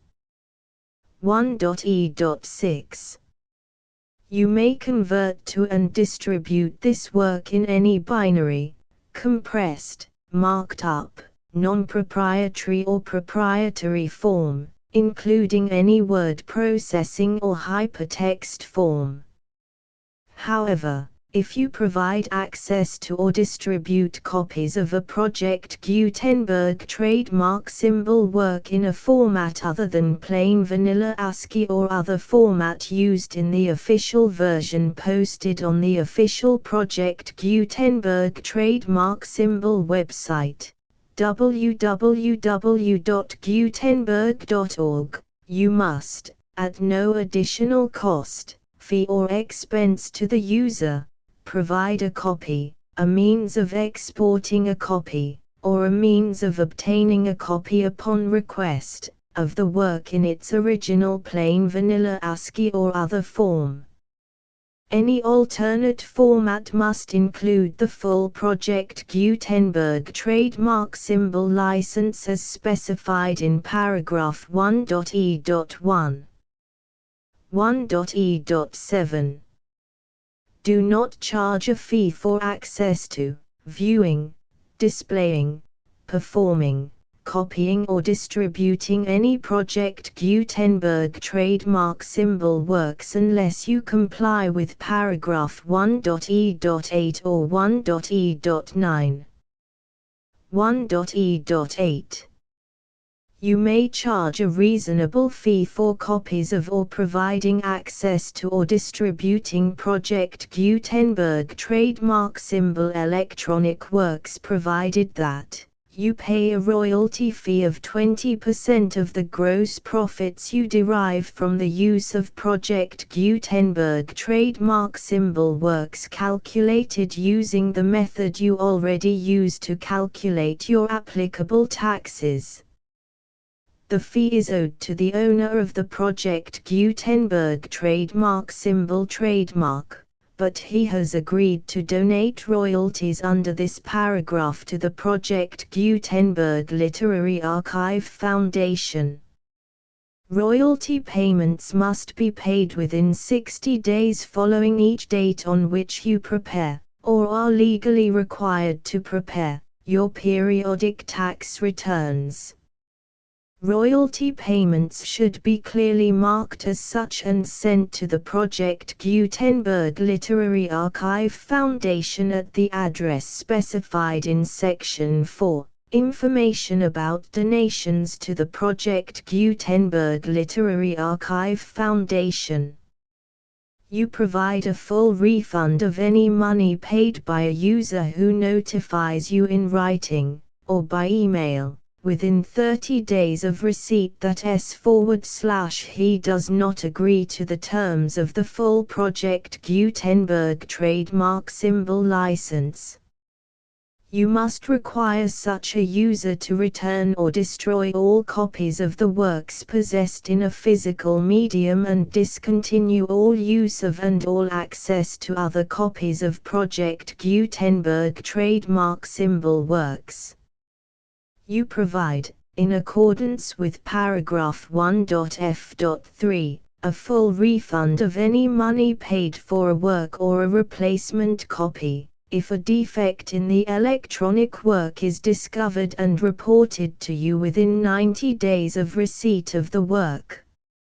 You comply with all other terms of this agreement for free distribution of Project Gutenberg trademark symbol works. 1.e.9. If you wish to charge a fee or distribute a Project Gutenberg trademark symbol electronic work or group of works on different terms than are set forth in this agreement, you must obtain permission in writing from the Project Gutenberg Literary Archive Foundation, the manager of the Project Gutenberg trademark symbol trademark. contact the Foundation as set forth in Section 3 below. 1.f1.f.1 Project Gutenberg volunteers and employees expend considerable effort to identify, do copyright research on, transcribe and proofread works not protected by U.S. copyright law in creating the Project Gutenberg trademark symbol collection. Despite these efforts, Project Gutenberg trademark symbol electronic works, and the medium on which they may be stored, may contain defects such as, but not limited to, incomplete, inaccurate or corrupt data, transcription errors, a copyright or other intellectual property infringement, a defective or damaged disk or other medium, a computer virus, or computer codes that damage or cannot be read by your equipment. 1.f.2 Limited warranty, disclaimer of damages, except for the right of replacement or refund described in paragraph 1.f.3.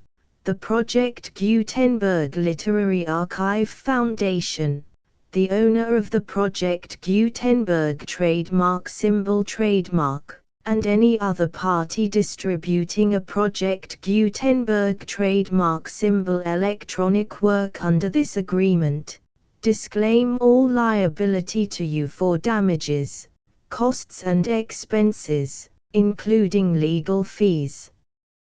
You agree that you have no remedies for negligence, strict liability, breach of warranty or breach of contract except those provided in paragraph 1.f.3. You agree that the Foundation, the trademark owner, and any distributor under this agreement will not be liable to you for actual, direct, indirect, consequential, punitive or incidental damages even if you give notice of the possibility of such damage. 1.f.3 Limited right of replacement or refund. If you discover a defect in this electronic work within 90 days of receiving it, you can receive a refund of the money, if any, you paid for it by sending a written explanation to the person you received the work from. If you received the work on a physical medium, you must return the medium with your written explanation. The person or entity that provided you with the defective work may elect to provide a replacement copy in lieu of a refund.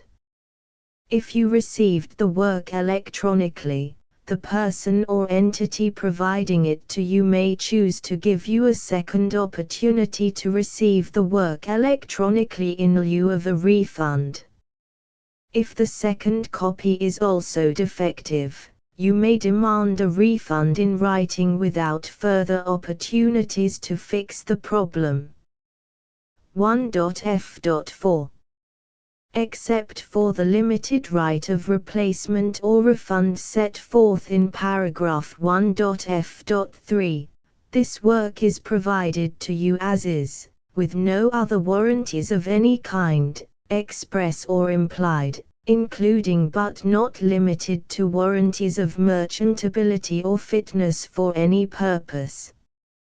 1.f.5 Some states do not allow disclaimers of certain implied warranties or the exclusion or limitation of certain types of damages.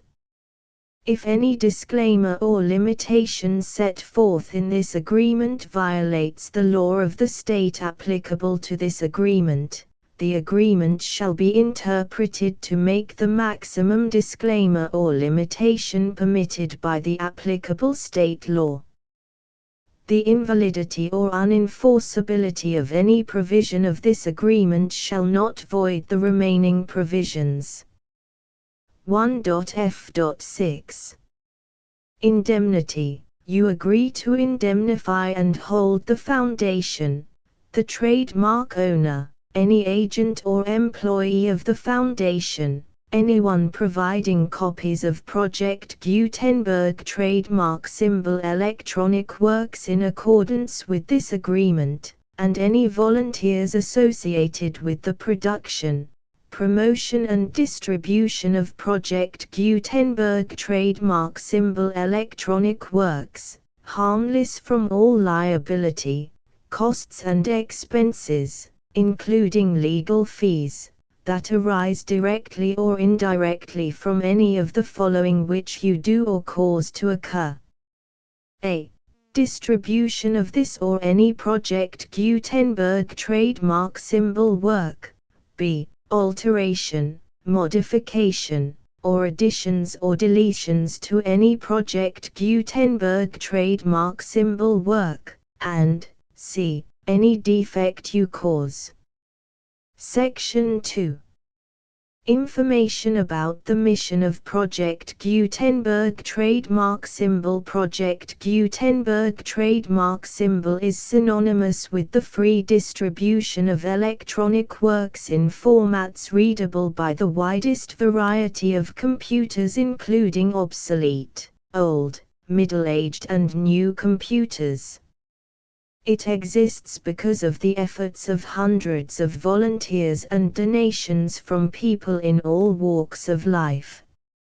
Volunteers and financial support to provide volunteers with the assistance they need are critical to reaching Project Gutenberg trademark symbol's goals and ensuring that the Project Gutenberg trademark symbol collection will remain freely available for generations to come.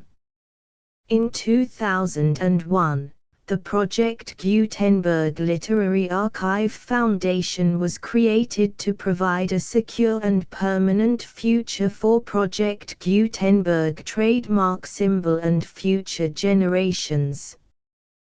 To learn more about the Project Gutenberg Literary Archive Foundation and how your efforts and donations can help, see sections 3 and 4 and the Foundation information page at www.gutenberg.org.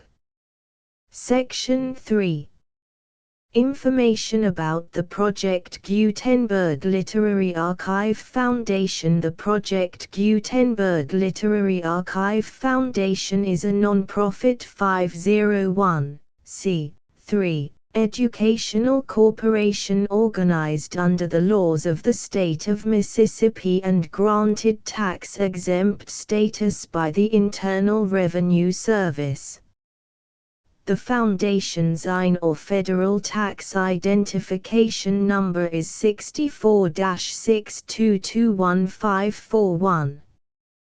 Contributions to the Project Gutenberg Literary Archive Foundation are tax-deductible to the full extent permitted by U.S. federal laws and your state's laws.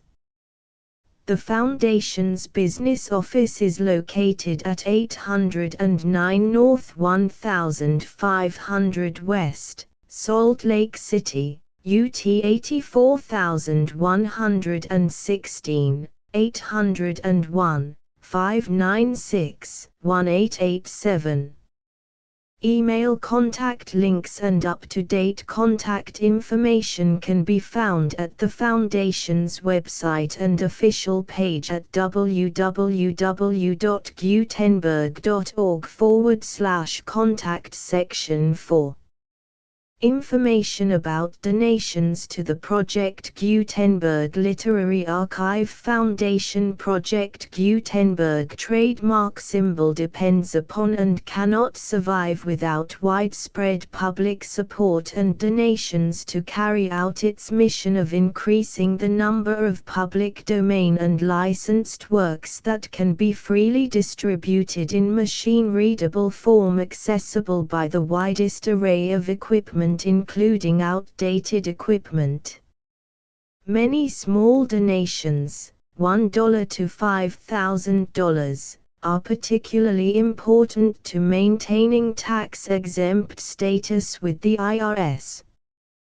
The Foundation is committed to complying with the laws regulating charities and charitable donations in all 50 states of the United States. Compliance requirements are not uniform and it takes a considerable effort, much paperwork and many fees to meet and keep up with these requirements. We do not solicit donations in locations where we have not received written confirmation of compliance. To send donations or determine the status of compliance for any particular state, visit www.gutenberg.org/donate.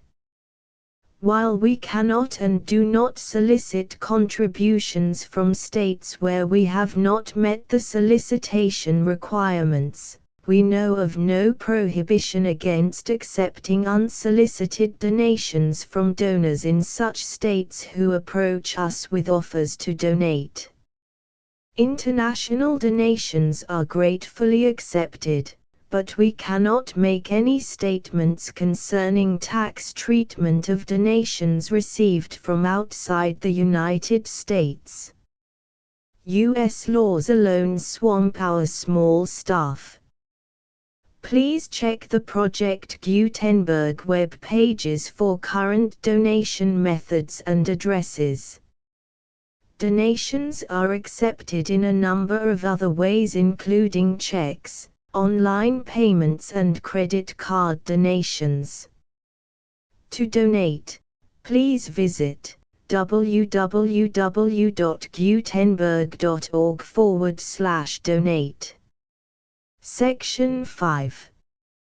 General information about Project Gutenberg Trademark Symbol Electronic Works. Professor Michael S. Hart was the originator of the Project Gutenberg trademark symbol concept of a library of electronic works that could be freely shared with anyone. For 40 years, he produced and distributed Project Gutenberg trademark symbol ebooks with only a loose network of volunteer support. Project Gutenberg trademark symbol ebooks are often created from several printed editions, all of which are confirmed as not protected by copyright in the US unless a copyright notice is included. Thus, we do not necessarily keep ebooks in compliance with any particular paper edition.